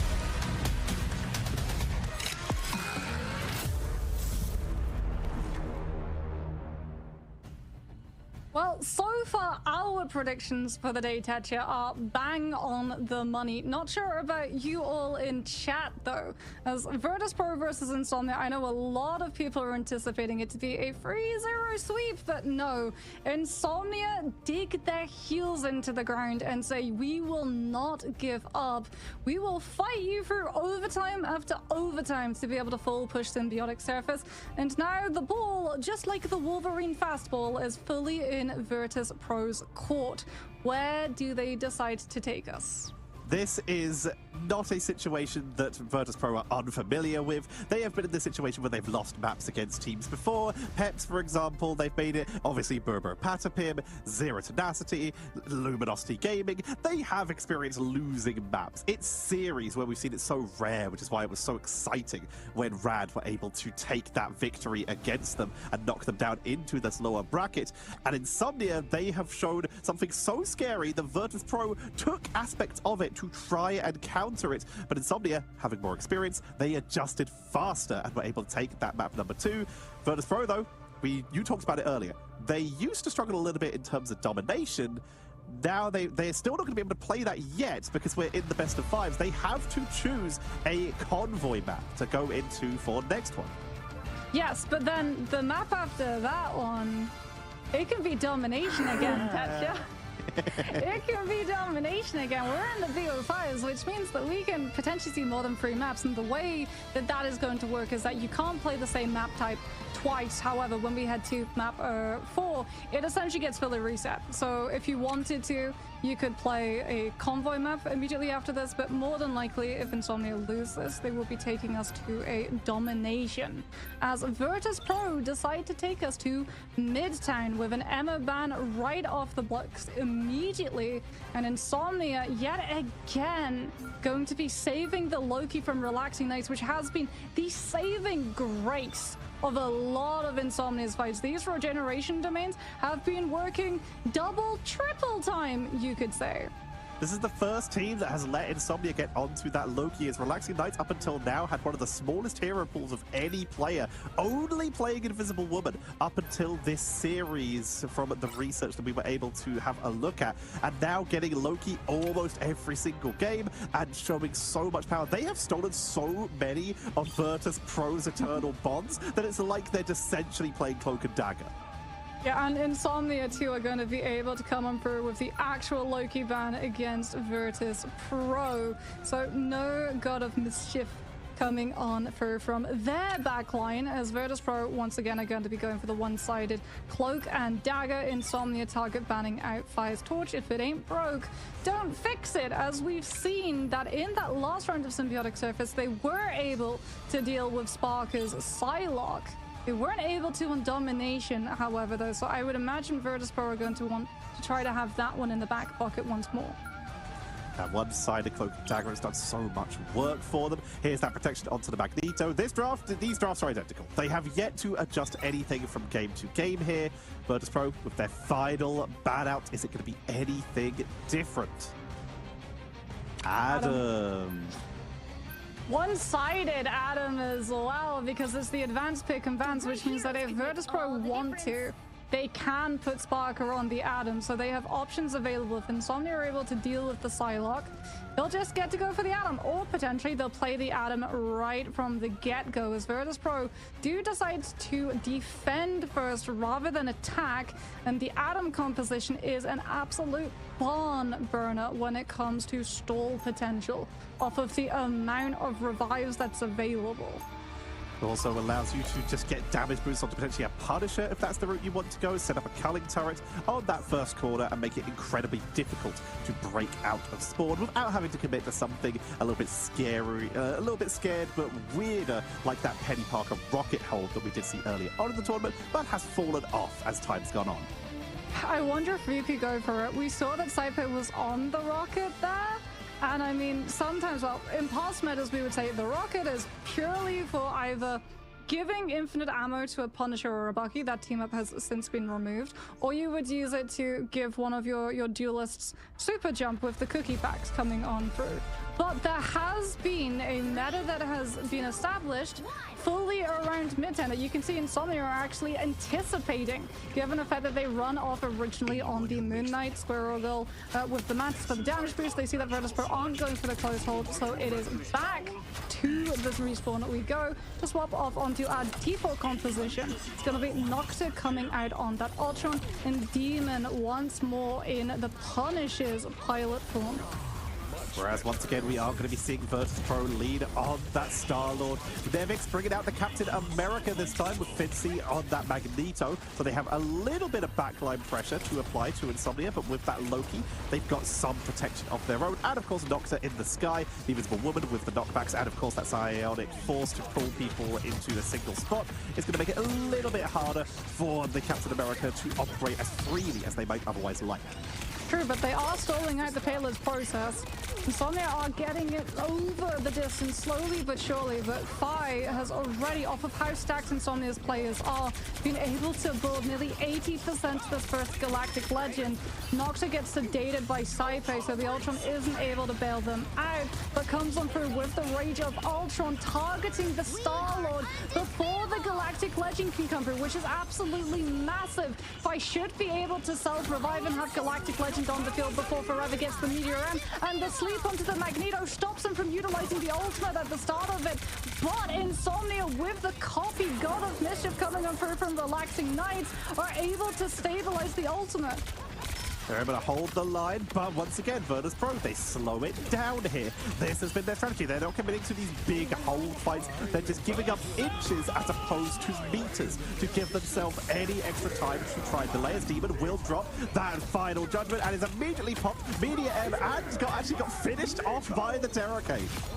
Yeah, but Meteor M slam dunks Comic Revival spot. Forever knows exactly where they're going to be and times it just as they come out of the iPrime animation. And that should be this fight on a completed. However, Virtus Pro do have a strange teleport recontest play if they want to opt for it. And Nevix 2 on this Captain America is currently getting body blocked by the Doctor Strange, but he's going to be looking to launch himself onto that payload to buy Finzi the time to come on through with the portal before Insomnia can lock up A. Demons brought back the Wolverine, realizing that there is this Captain America in the backline. Eye of Agamotto comes out, finds absolutely nothing. Great invasion. And those barriers by the side of Virtus Pro. But Finzi is targeted down by Demon, realizing how mobile Virtus Pro are. They're looking for pickups to try and burst them down. Cypher with that Soul Rejuvenation to set up. Relaxing Knights will go in for the clone on that invisible boundary. Galactic Legends built up a fight, but he doesn't have the health bar to get the confidence to use it until now. He gets stabilized by his backline, but that allowed Insomnia to stabilize their positions in anticipation of it. He's only finding Vanguards right now. He can't commit into the backline until now. Drigger gives him the in with the Eternal Bond and gets grabbed out of it by the Wolverine. Goes down early. Bond divorced. Finzi's returned to that thing to try and lock down Demon with the Rage of Ultron, trying to get onto Cyber in the backline to prevent that extra healing. Sentinel will take out Finzi as Karmic Revival. One-sided Adam is bringing him back once again, and we will see Virtus Pro delay with everything they can. The real invisible boundary, not the God of Mischief one, will be set up to try and keep this fight going for Insomnia. Final last stand coming in. Cyber is taken out, but in the meantime, Nevix is deep in the backline. Freedom Charge versus the Stability of Regeneration Domain. Finzi's back on the thing for the Yancy Street Charge, but Relaxing Night has the God of Mischief and gets the copy onto the Invis boundary and Fire's forced out. Saipe's got the Soul Resurgence. We've got the Meteor M off of the Eye of Agamotto, the wombo combo from the two Vanguards. It's an overtime play. It's all Virtus Pro have left. A Soul Bond comes on through, a desperate attempt to get Fi. The damage to both the Galactic Legend before Insomnia bought anything to counter it. Out comes the Veil of Life Force from Drigger to keep the Vanguard stalling that payload so that Fi on the offlane can come on through with the ultimate, but he gets grabbed. He goes too low. The Vanguards have fallen. He has no choice but to throw himself directly onto the payload to contest it, and Demon is licking his lips and lying in wait. Gonna go back to spawn, not gonna let the Cocoon keep going, and yet another overtime point grabbed by Insomnia as they make their way in. Fi has been an absolute menace on this man from Missouri, but they have yet to be able to capitalize and put a stop to Insomnia as they are resilient. Keep pushing it, and they keep swapping Demon. Every time Nevix moves over to the thing, the Punisher comes out. Every time they swap off back to the Captain America, the Wolverine appears. And every time they need to hold a point, the Wolverine comes back to force people off the point. Insomnia are so quick with their versatility as Drigger is going in for another basically one-man army into the backline looking for anyone who's out of position. Yeah, Finzi gets Demon as well, and the chaos. And Fi now with the Bulwark gets to come on through and look the latest staggers. Insomnia's A push was slow 1,000 cuts essentially of payload objective pressure, and now they've been dwindled down to only a minute and a half, and off of the back of that early pick onto the Punisher, which is, like you said, now a Wolverine because Nevix is over to the Captain America. Insomnia have one good fight left, and they know that they're not going to get cleanly out of a choke, so a portal play it is. Rage of Ultron comes on through from Noctur at the same time as Lurkin drops the invis boundary to make sure, guarantee that Insomnia all survive the portal, and Virtus Pro just back on off and allow their players to get traded so they can get brought right back into the mix with Karmic Revival. Meteor M at the ready to try and counter. Eye of Agamotto from Senti finds the Strandis, but they are healing. They've got all the sustainment. They burn the Strandis ultimate outside of the fight. Meteor M going to be coming in from Forever if they can land it. From Fincy, sorry. Forever on the other side is looking for theirs. They will find Cypher, trading the 1 for 0. Wolverine taking on to Fincy. Cypher returns back to the cocoon from the Adam Warlock, meaning that it's still a 6v6, at least for the moment. Demon pushing on in, tries to get onto Fly with the Feral Leap, but there are at least 2 mobile. Demon's dropped low, leaping into the regeneration domain to buy a couple extra seconds. Fly's got Galactic Legend. Dridro gives the aggressive play with the Eternal Bond, and Insomnia are running out of space. 10 seconds left. They don't have the means of dealing with it. One falls. If they run from the Galactic Legend, they run right into the crosshairs of Sparker. And because they'd already invested the Strange Portal in the fight prior, no one is going to be able to get into the objective in time to contest it and activate overtime. And that is where the payload finally pauses. Technically over halfway, 1.100 meters, almost all the way to that back line, all the way to that point B. They were able to hold. Virtus Pro now on the attack, and they're sticking with that Captain America, looking to pressure the backline. Sparker has once again shown that they are incredible on this Adam, and making it one-sided is working a little bit better for them than it did for Insomnia. Do Insomnia actually commit to this Namor? It's gonna be rough. They don't have the Luna. They don't have the Luna, so they can't damage amp the Horn of Proteus, but they might well go for the Namor because they're anticipating Navix on this Captain America just being the cat amongst the pigeons, or I guess the cap amongst the enemy team's backline. And you need something that's going to be able to stop the Cap America from just getting so much space for Fire and Sparker to do whatever they want to deal with. This is how they adjusted in their latter half of Symbiotic Surface in their match versus Rad. They brought out that Namor to try and deal with people diving onto the backline. In their case, it was the Torch playing a little bit further back and the Venom trying to dive. But instead, we'll see them use it for a little bit of a hold. That's a jump scare, as they will try and at least delay. And Virtus Pro, once again, expecting a spawn hold, do start off on the Black Widow. Ooh, but Cypher is the one that goes down instead. Fi doesn't find the opening shot, but the Gamma Squid absolutely finds the target that it's looking for. Over to the actual Star-Lord we go. The Duelist making it out of the spawn doors.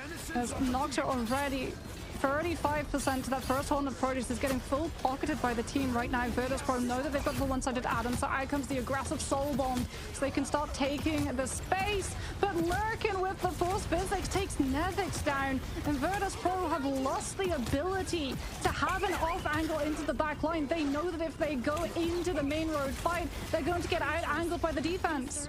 Nevix has brought back the Thing, try and lock down the Hulk, stop them from leaping out, as that's what they're doing, diving in, diving out. Demon on that Wolverine, looking for anyone who's isolated. They've been trying to get a couple of these Gamma fastballs. And here is the play from Virtus Pro, wrapping around from behind to try and zone out this high ground position, forcing a removal of the side of Insomnia over to the opposite building. But a huge exhale onto Nevix permanently stops the momentum from Virtus Pro's swing up into that high ground, and Insomnia have been winning the poke fight. They've already got the ultimates. Demon gets Earthbound, tries to turn around and dispatch the Thing in his back line, but Fi gets taken down too by the continuous pressure that the Namor is able to output. Eternal Bomb comes out from Dridro. Forever's looking for the angle, doesn't find the Cloak and Dagger, but finds the Star-Lord who'd already self-revived. The Terror Cape and the Earthbound means that the Magneto can't try and reposition back to his team, but the heal is good from Insomnia, and Demon is about to be a monster in the back line that Virtus Pro have to turn around and deal with. Doing a lot of damage on them, but Nocturne and Forever have both been taken down as finally Virtus Pro are starting to capitalize, creeping on forward, heading towards that point A, meaning it would become a distance game. Demon is chased all the way back, and Fi does not want to give it up, but will not dive into the building, not going to get themselves caught out of position. In comes the portal. Demon making their way back into spawn so they can rush in to this portal to rejoin. There's the extra invisible boundary to try and buy as much time as possible. Cypher keeping their team topped up with that Soul Rejuvenation as Galactic Legend comes on out. Snipes lurking and is doing huge work on this backline.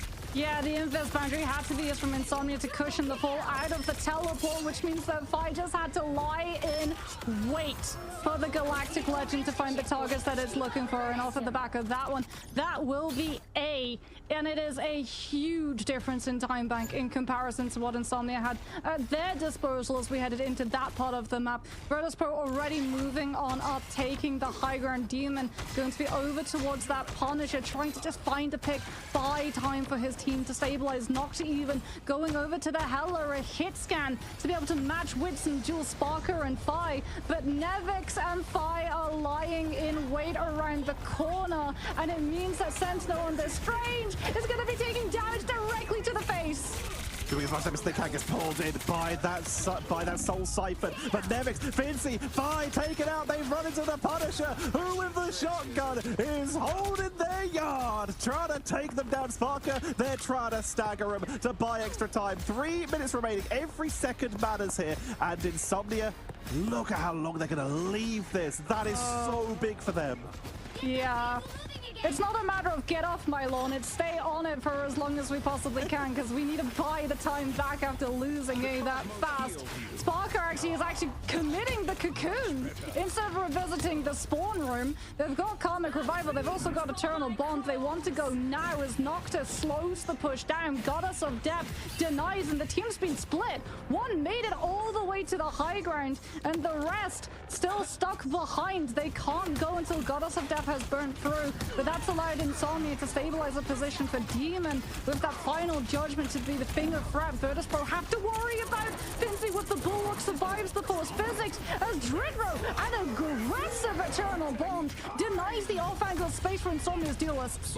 Lovely block onto the Meteor M. Eye of Agamotto is going to lock down Nevix as they move in with the invisible boundary. Final judgment from Demon with the steal once again from Relaxing Knights, and it's gonna once again be Insomnia dominating these fights, but they burn even more resources, burning that God of Mischief to steal that Eternal Bond once again. All they have left is Meteor M. 46% on Goddess of Death, 35 on Eye of Agamotto, 21 on Invisible Boundary. Compare that to Virtus Pro. Soul Rejuvenation, Karmic Revival, Galactic Legend, all at the ready, and they only need to push another 6 meters. Yeah, Nevix is over to the Captain America to provide threat on that objective and also into that backline. Fi's already been able to dispatch the Punisher. Can now look for the backline itself. Galactic Legend comes on through, gets absorbed by Meteor and the Magneto also getting the Guardian Shield to be able to fall back onto. Regen Domain invested from Insomnia to trying to hold the line, keep a body on the cart to buy the time to come through for the contest, but it's not enough. Virtus Pro knew they just had to slowly inch that payload closer and closer to the finish line every single fight, driving Insomnia's resources further down and further down until eventually they hit rock bottom and the revive composition could come on through, swing the first stage of a fight. If it goes south, it's okay. You've got the reses. You can out-sustain your opponent.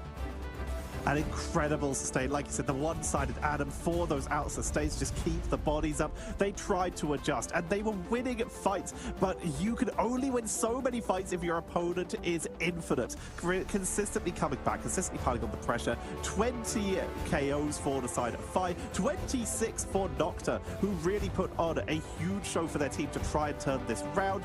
What we did see is the difference between how many of these Eye of Agamottos did land. While the Meteor M's were on point, Sentinel, it's not even something they're doing, it's just how well Virtus Pro are able to position to make sure that they're not going to be set up every single time. Yeah, and I mean, even if Eye of Agamotto does land, Virtus Pro have the resources that they've always put to the side in anticipation of that ultimate coming on through. Sparker with the Soul Bond Saipe as well, making sure that we've got the most amount of seeds to set up for the heals, and then Druidro, the Veil of Light Forces coming on through from this Cloak and Dagger for that 15% heal boost that just allows them to survive past the break point that would normally break the camel's back when you look at the damage that the Strange can do with follow-up of that Maelstrom of Madness. Virtus Pro just adapting, out-adapting. We knew that this series would be a matter of evolution, that these two teams would be coming in and we'd be seeing continuous changes, and we're getting to see it live in play. Demon just back and forth, Nevix back and forth, Sparker back and forth. Now we have to see where the coin lands. Is it going to be a domination map that Insomnia decide to take us to, or do they flip the script entirely and take us to another map? We've still got some good convergences and convoys like that, although we did just see the convoy getting dropped here. So potentially if convergence is an option, we have Dracula's Castle at the ready. But we'll have to find out, as we're going to be heading to a quick break. And when we return, we will see if Insomnia can create the resurgence versus Virtus Pro, or if Virtus Pro will punch their ticket to the group finals. Don't go anywhere. We'll be right back.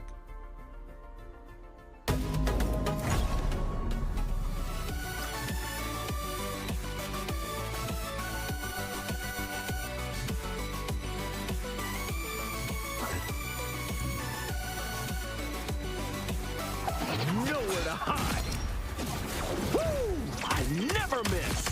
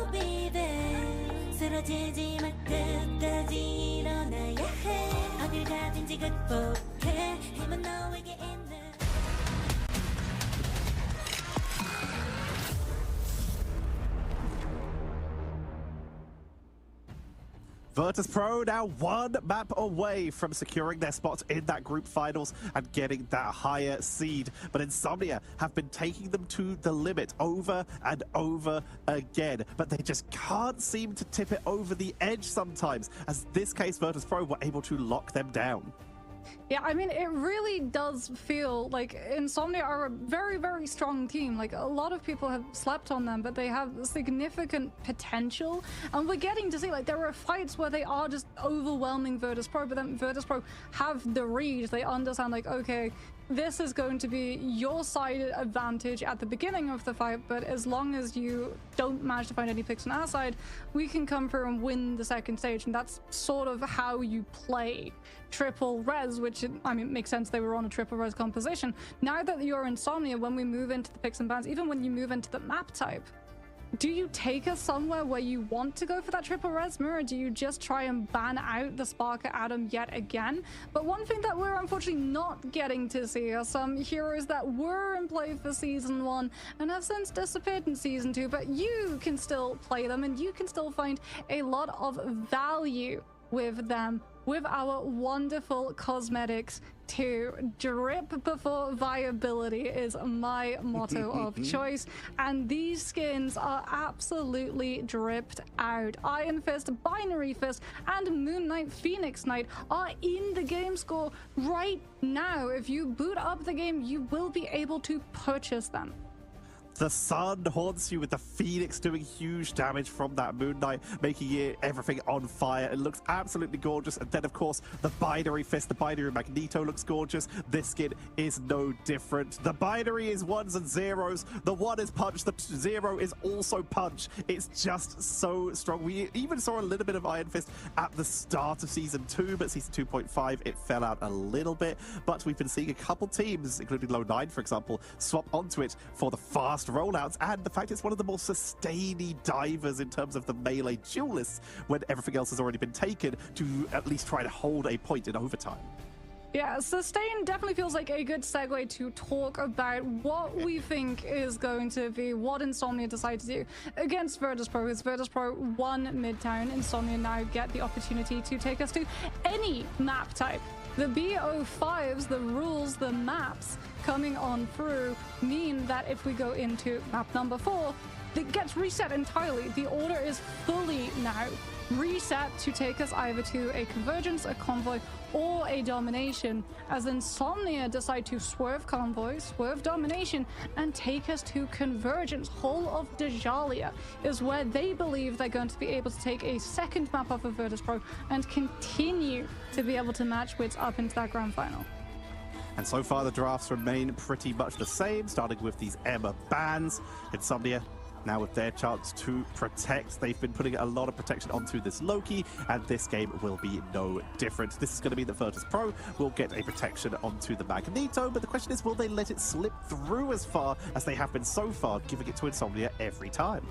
Yeah, they have been liking to ban the Luna second, and it is again going to come on through, as both of these teams do like having options left open to them, so that one plan works for a little bit and then the other team adapts and then they have to go and readjust. Has been very much the storyline of the series thus far, as Virtus.pro will be able to secure a Magneto for their side. Insomnia are going to have to be choosing what they want to ban out, but Magneto is going to be kept out of their ban reach. Virtus.pro with the, so far, one-sided Magneto. We'll see if that does continue, as once again they've let it through every time so far. Insomnia, though, not going to let the Loki through, continuing to keep that one-sided. But so far, they have given over that Cloak and Dagger almost every single time, and it looks like that might continue as they look at that Torch again instead of the Cloak and Dagger. There's just so little time to fit everything in when you know that these are such big priorities. Well, you said it yourself, right? Relaxing Knights has had God of Mischief up so many times, they might as well be playing Cloak and Dagger. However, that Terror Cape, that 12-second cooldown cycle of it, has been one major factor in bailing out Virtus.pro in these long overdrawn fights between the two, where having that 28% increased vulnerability on whoever gets hit by it has bought them the ability to absolutely burn a player of Insomnia if the ultimate's on around 2 sustain. As Luna is going to be banned on out for both sides, Magneto is going to be saved from Insomnia. And Virtus Pro now have to think about what they want to try to remove. Sparker, by the way, Psylocke has also been able to get through, which has been happening multiple times. And once more, Virtus Pro remove the Adam Warlock from rotation. So they're going to be the ones with Karmic Revival and no one else. Moxie, I'm getting deja vu. One Adam Warlock coming in once again. These drafts are identical to the last time with Insomnia. They really do still believe in this. Virtus Pro, they think they may have found the secret source. Removing the Golden God, taking away Adam that we've seen Insomnia get so many revives with, and then picking it for themselves. They love this Star-Lord composition with that damage boost, with those revives. It is so hard to get rid of.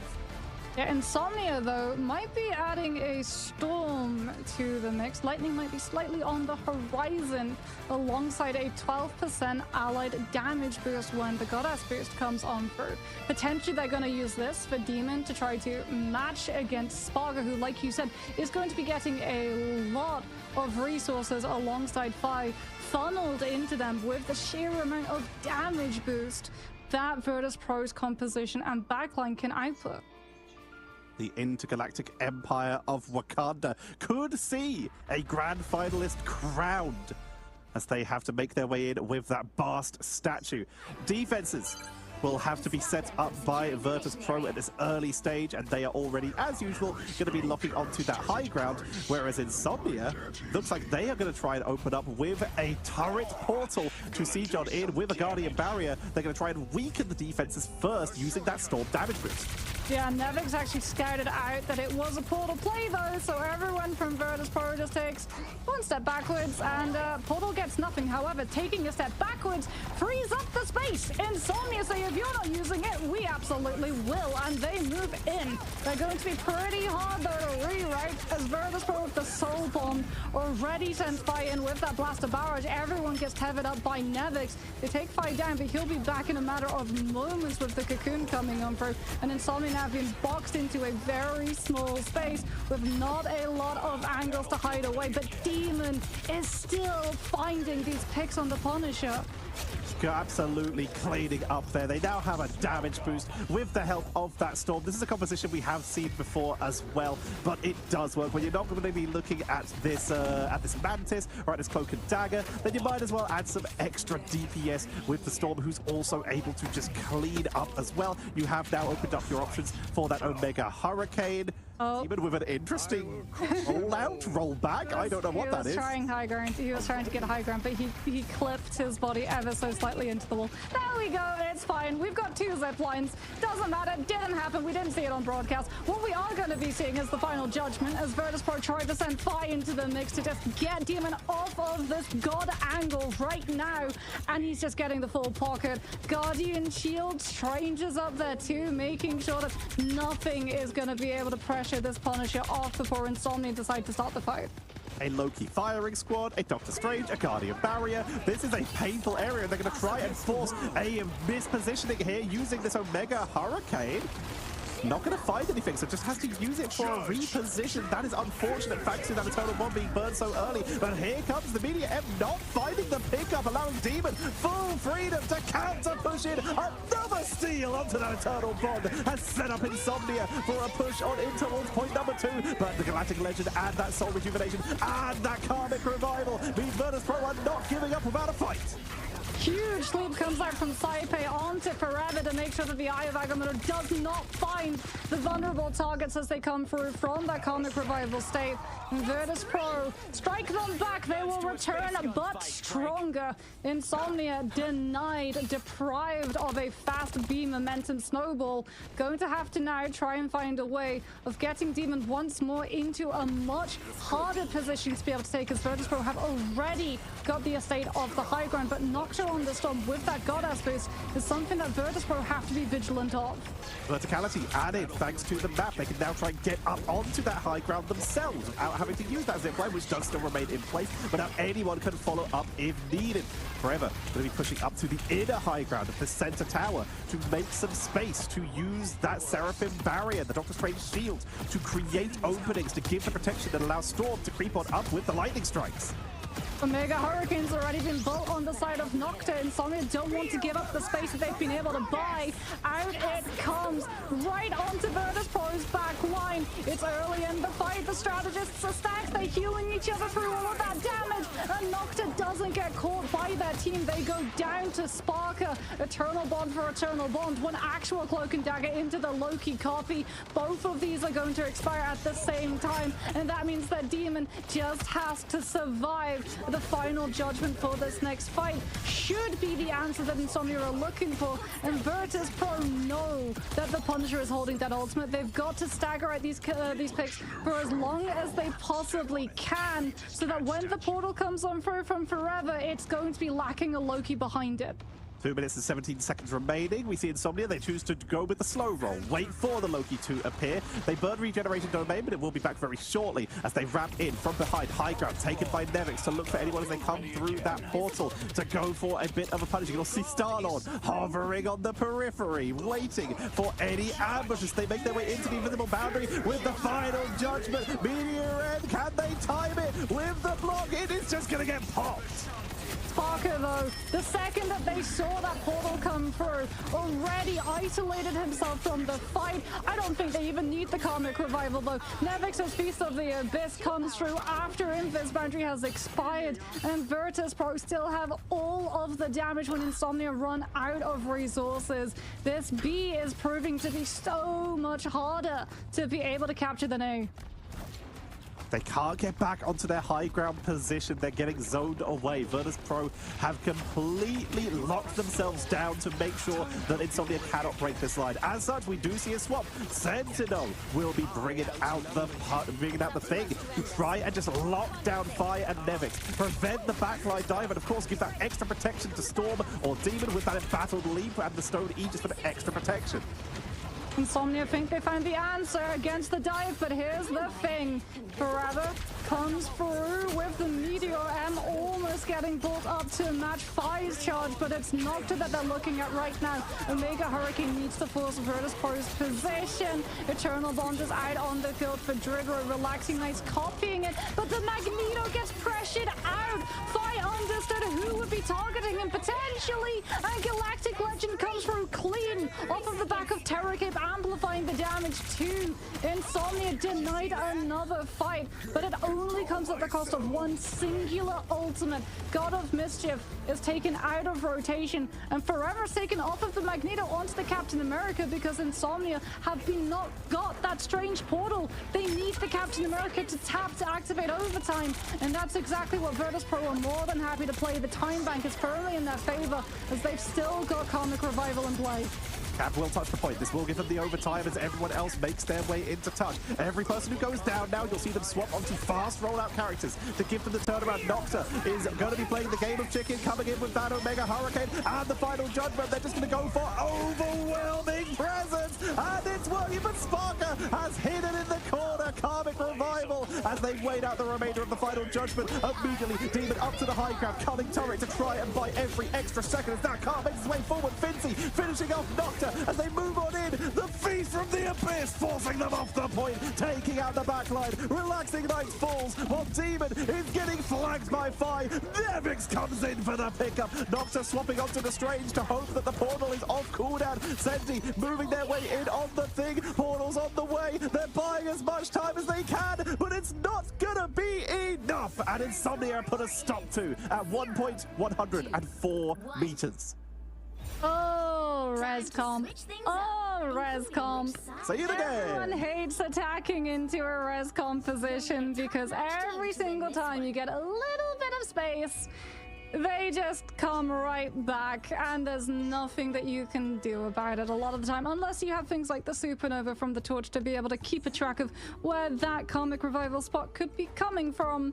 But no, Insomnia, unfortunately, just having to put the Storm into play so that they have the damage boost to potentially match up against the breakpoints that Virtus Pro have with the Mantis and the Cloak and Dagger on their side. Dritro is going for penny bombs from the spawn to try and set up. If they find this, they're going full Spider Team. I don't know how much of this is going to make it out, but look out for that feed to see if anyone from Insomnia gets caught by this. Surely no. Surely I'm just no. gonna take a little bit of time for them to walk through the doors in Garage, but I would assume, given the composition that everyone on the side of them are on, no one's gonna be playing to Garage. We're all gonna be posted up on the high ground to make sure that our dealers has as much space as possible, especially because Nocta on this Hela. It's go broke or go home. This Hela needs to find these picks. At least with things like that Soul Drainer, you're going to be able to grab someone and force their position. But you do have to worry about being jumped on by a strange portal. So we can already see that Insomnia are playing everyone very much close to home. Spy has started with a Spider-Man. They might be looking to see if they can get a quick isolation onto someone. Sentinel, once again, on the thing to try and punish, and that will force fight back onto the Star-Lord. But to be fair, it's been working extremely well for them. As Demon forced down to the low ground, they're going to try and push on in. Virtus Pro taking a lot of damage up there, but they, of course, have the building to retreat into. What a huge Soul Drainer from Nocta connected onto 4 players. However, Dredro is rocketing towards this first Eternal Bond, and there's no one-shot potential on the side of Insomnia. They're going to be able to use it to forge aggressively off of the high ground right into Insomnia's entire forces, and that's going to include point possession as well. Terror Cape comes on through. Nocta is forced back. They have to try and stabilize. Finzy's even on the Captain America just to have the disruption factor against Insomnia, but Relaxing Knights has also been able to keep a pace with the ultimate charge. Out comes the God of Mischief. Their own Eternal Bond has now been forged, and Saipe has to answer back with the Soul Resurgence. The heal on it, so not enough to win the fight, but the Terror Cape off of Dredro will absolutely do, and Demon is forced into investing the Final Judgment, an ultimate trade that Virtus Pro are more than happy to make. Virtus Pro burned everything and Insomnia backed away. They were able to survive it all. Then Insomnia pushed back. Virtus Pro, they traded 1-for-1 and then backed up after burning this big cooldown. And that is where they are struggling, burning this huge cooldown while Virtus Pro are just about to hit that Galactic Legend. Nocta will just be sniped out the sky if they try to move in here. Meteor M to absorb at least some of it and will snipe Saipe as they take down Phi. That is huge for Insomnia as they push on in UC9 that invisible boundary. Karmic Revival will have to be burned inside that central building for the turnaround as they try to reinforce, but already the rest of their team is cleaned out, so they have to regroup, heal up, make their way in, and they get Dredro.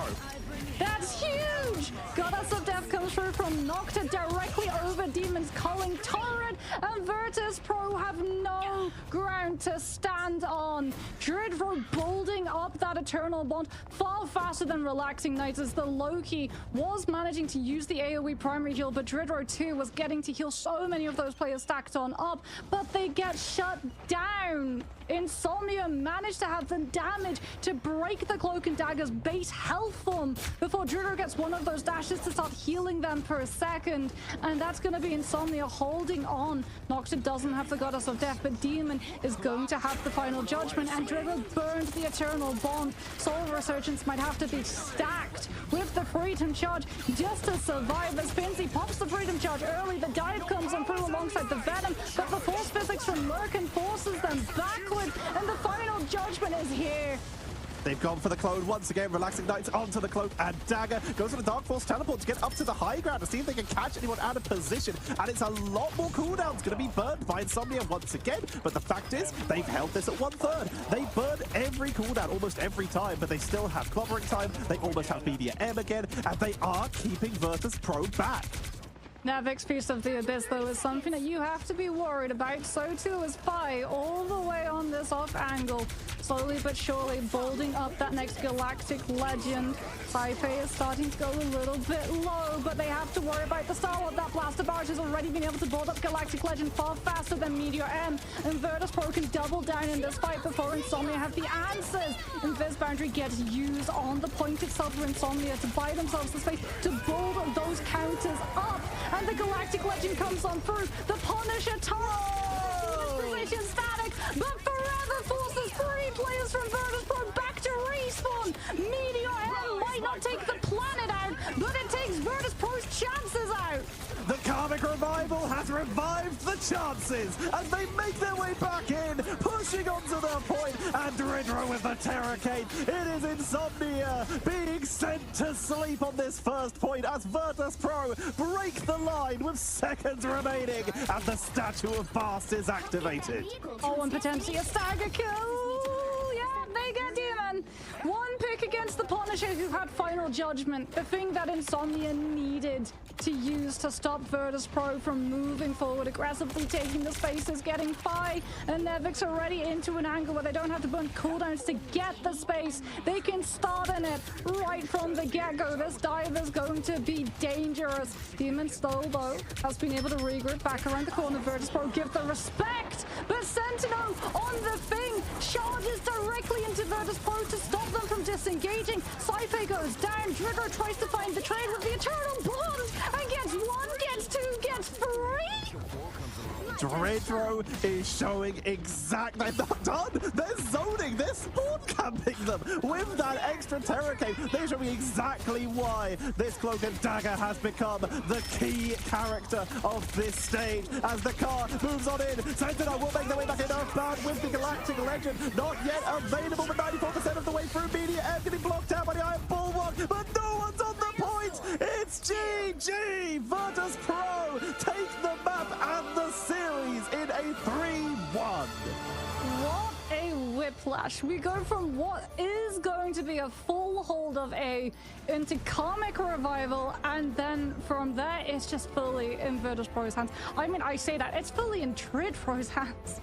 That is one of the most aggressive Eternal Bonds that I have ever seen, but the space that it brought the payload to just keep trucking along. And in the meantime, everyone from Insomnia is panicking, having to deal with a Cloak and Dagger in the backline, who, by the way, almost did as much damage as Sparker on the Adam Warlock. Just cleaning up the damage boosts, the assists, and then flanking into the backline. They only really got countered once by Demon on that Punisher. Every other time, it was just trying to match it with the Loki, which, let's be honest, Relaxing Knights did an insane job, but you can't beat the original. I mean, yeah, Dridro every 12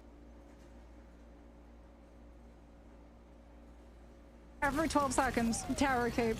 And every single time, too, they coordinated perfectly. When we were watching Phi's POV to go into the blaster barrages, he was getting the Bulwark from Finzi. The Terror Cape was directed at the target of focus that the Star-Lord was staring down. They had some amazing combinations where they would utilize the fact that Demon was so static in their movements, and they would just Terror Cape the Punisher and force Insomnia to have to over-invest resources to keep Demon standing. And I mean, this Karmic Revival, too, coming on out. Nevix going over to the Venom as well to make sure that Demon is denied the angle that can potentially be used in overtime to buy the space back for everyone to trade some through out of their spawn. Like, Virtus Pro just had such a good read of the situation. There was a little bit of a struggle on A, but teams struggle on A if you don't manage to find the point off of the first fight. The second that they got A, we were off to the races. This was a game where you've got to say that the strategists were the ones who made the plays. We talked about Dridro. They were constantly in the backline, constantly getting that vulnerability onto enemies and setting up. Cypher was constantly damage boosting. Phi had some perfect soul rejuvenations, and Sparker. This game would straight up be over if they had not landed a couple of those Karmic Revivals. It's as simple as that. Without those revives, then Insomnia would have been able to push on through and would have been able to hold them at some of these setups. Virtus Pro, they move on to the finals of the groups, but Insomnia are going to be worrying a lot of people in those playoffs. Yeah, I mean, don't sleep on this team. Absolutely do not sleep on this team. They made it so incredibly close. Like you said, there's some clutch plays from everyone on Virtus Pro's side, but there's just as clutch plays from everyone on the side of Insomnia. Like, that free K with the Meteor M was insane. If we hadn't been up against a Karmic Revival composition, that would have been a full hold. Like, right then and there, that would have been a full hold. They did such a good job as well of being able to keep the Loki over the Cloak and Dagger, where the neutral was definitely weighted in the side of Virtus Pro, and we even got to see there in the replays when Dridro was using that aggressive Eternal Bond all the way into Insomnia's spawn. It's immediately backed up by Phi just barreling barraging in with the blasters, getting the Magneto bulwark so that everyone goes low, and it's Dridro who's the one who's able to come on through with those last hits. And speaking about coming on through, we're gonna be pulling one of those Virtus Pro players on through to the interview room. Hello and welcome, Finzi. Hello, thank you. So, to get things started, because this was definitely a close series, did you expect this to be as close as it actually ended up being? We haven't played them in a long time, so I actually had no clue how good they were. I expected it to be a bit easier. They played really well, but we won in the end, so that's what matters. So you guys started adjusting your drafting style as the game went on to start picking up that Adam and taking it away from Insomnia. Is that targeted, or are you just like, are you just seeing Adam rise throughout the priority list here? Well, we think Atom comps are really good, but when they get Atom and they get Loki, it's kinda makes it harder for us since they have the link for Atom and then they have Loki lamps as well, so they have a lot of survivability. So it makes it really rough if they have both. And since they first protect Loki, then we can't have to take out the Atom at the end. And Dridder had some amazing Eternal Bonds coming on through where the team got to play super aggressively off of the back of those. How do those get coordinated? Is it essentially Dridder just saying, I'm ulting, everyone follow me? Yeah. We just make a game plan before the fight and to go with his ult, and then we just all go with it together and we call one target and everyone focuses that target, and yeah, that's how we do it. And you yourself leading the charge quite a few times with, of course, the Magneto, with the Doctor Strange for the quick reinforcements and landing that 6-man Eye of Agamotto that we literally just saw from that doorway hold. Who makes the communications for that? Are they communicating to you that they're coming through, drop it now, or are you just relying on instinct here? Well, I saw them all rotate the right side, so I know they're gonna go up the ramp to get the high ground, so I just call I'm gonna fly above them and ult, and then I just do a 3, 2, 1, and we all just go at the same time. And since I get everyone, it's really easy to clean it up. Speaking of ults, but not looking at the Strange, looking at the Magneto, Meteor M is an ultimate that gains a lot of value just from using it and being able to use it as a defensive, but getting a pick off of the back of it, that's something additionally extra, right? How would you try and play a Meteor M to look for a pick? Is that something specific that the team does to make it easier for you to land those? No, we don't really make like some crazy plays to get a rock kill, but it's mostly waiting for the Atom link to be used or the Loki lamp, since if they have those things then you're really not gonna get a kill with it, or a mag bubble. But I usually just use it defensively, but if I know they don't have Loki lamp, then maybe I call just go with mag ult, die with mag ult, and then we just focus on target and I mag ult it as well. Let's look ahead now. You are into the finals of your group, which means you have a rematch coming in against Rad. How much have you adjusted your playstyle to prepare for them after that first series, or is it just business as usual for Virtus Pro? I mean, we definitely changed some things after we lost against them last time, but we also just played really bad last time we played them. So I expect them to do well, but I think it's going to go differently than last time, for sure. And while we have you here, there's been a lot of discussion and debate about who is the strongest team in the EMEA region. Obviously, Rad being able to pull a win against you goes to show their strengths, but then we also have the likes of Berber Patapim, who was rumored to be the team that everyone thought would be able to go toe-to-toe with you. In your professional opinion, who do you think is stronger out of those two opponents? We haven't played Berber in like a few weeks now, so I'm not sure how good they are, but they look really good in their matches. So I think it's really even between them, being the top 2 team. It's hard to say since we haven't played Berber in a long time. Well, you may get the chance to play against them in the playoffs that are coming up. You just have one more series to go before we jump into that for your seed, but you have many opponents coming up with those playoffs, and many people have their eyes on Virtus Pro. What do you have to say for your opponents and for those who are watching and rooting for you? Thank you for all the support to the fans, and we're gonna do our best for the fans, and the enemy team should be aware that we're back on our winning streak and we're not gonna let it stop this time. Thank you so much for joining us, Finzi. Congratulations on the win. We'll let you get back to the rest of your day. Thank you. An intense day of matches. We saw an incredible performance from Zero Tenacity, while we did see All Business pop back up, showing that they have that potential and are prepared for these playoffs. Zero Tenacity did take that 3-0. Then we saw this match where a lot of people, while me and you were on the money, a lot of people would go in saying, it's Virtus Pro. With Insomnia, they said it themselves. We didn't know they were that good. Yeah, I mean, they did, like you said, say it themselves. Insomnia have definitely been one of these teams that have taken a lot of people by surprise. I would say both they and Zero Tenacity have been surprising people with their results. And it's definitely led to some very surprising results when we look at our overall bracket to see how these matches have impacted. As, like you said to Finzi, it's rematch time. Rad versus VP, the team that took Virtus Pro down. They go head-to-head for the group finals of Group B. Insomnia will be joining Peps in that bracket in the playoffs, already seeded. So Rad and Virtus Pro will be competing for the higher seed for potentially that easier run, but it means more than that. Rad, they want to prove it wasn't a fluke. They said it themselves. Virtus Pro, they said it's going to go differently. They need to prove it to themselves that they are still the top dog.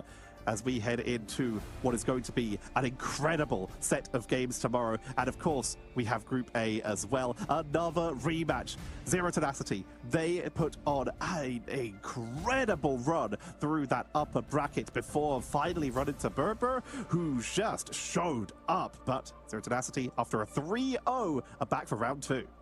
And I mean, they have so many different compositions too. Like, Berber and Zero Tenacity are two teams that you can never really ban them out of everything. So that match has the potential to go the full distance between the two, as it just becomes a back and forth of each of them taking the other to their comfort picks and their comfort ban sides coming on through. I cannot wait to get to see the likes of Tanuki go head to head with Knudsen.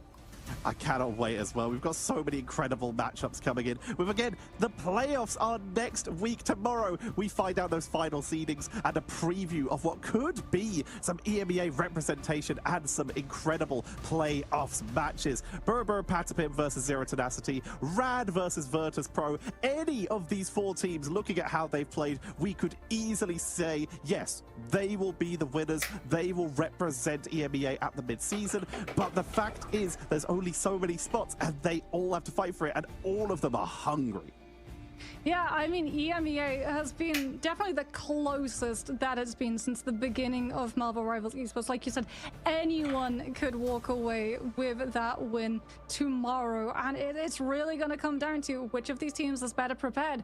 Which of them have gone and looked at how the other teams have played, found out the playstyle, and adjusted coming into tomorrow with a game plan to force the other side out of their comfort zone. But those are tomorrow's games. Tonight, you still have the Americas. Tomorrow morning, you have Oceania, and you have Asia, and you have China if anyone's doing the co-streaming of it. There is so much Marvel Rivals Esports content coming up for you, and next week, the playoffs begin. So make sure you tune in tomorrow to find out what those seedings will be. But for us, that's going to be it for tonight. Ladies and gentlemen, from Moxie and I, thank you so much for watching. Make sure to check out the Binary Iron Fist and the Phoenix Moon Knight skins, and make sure you check out those drops. Keep watching Americas if you haven't got them yet. From us, thank you very much for watching, and we'll see you all next time.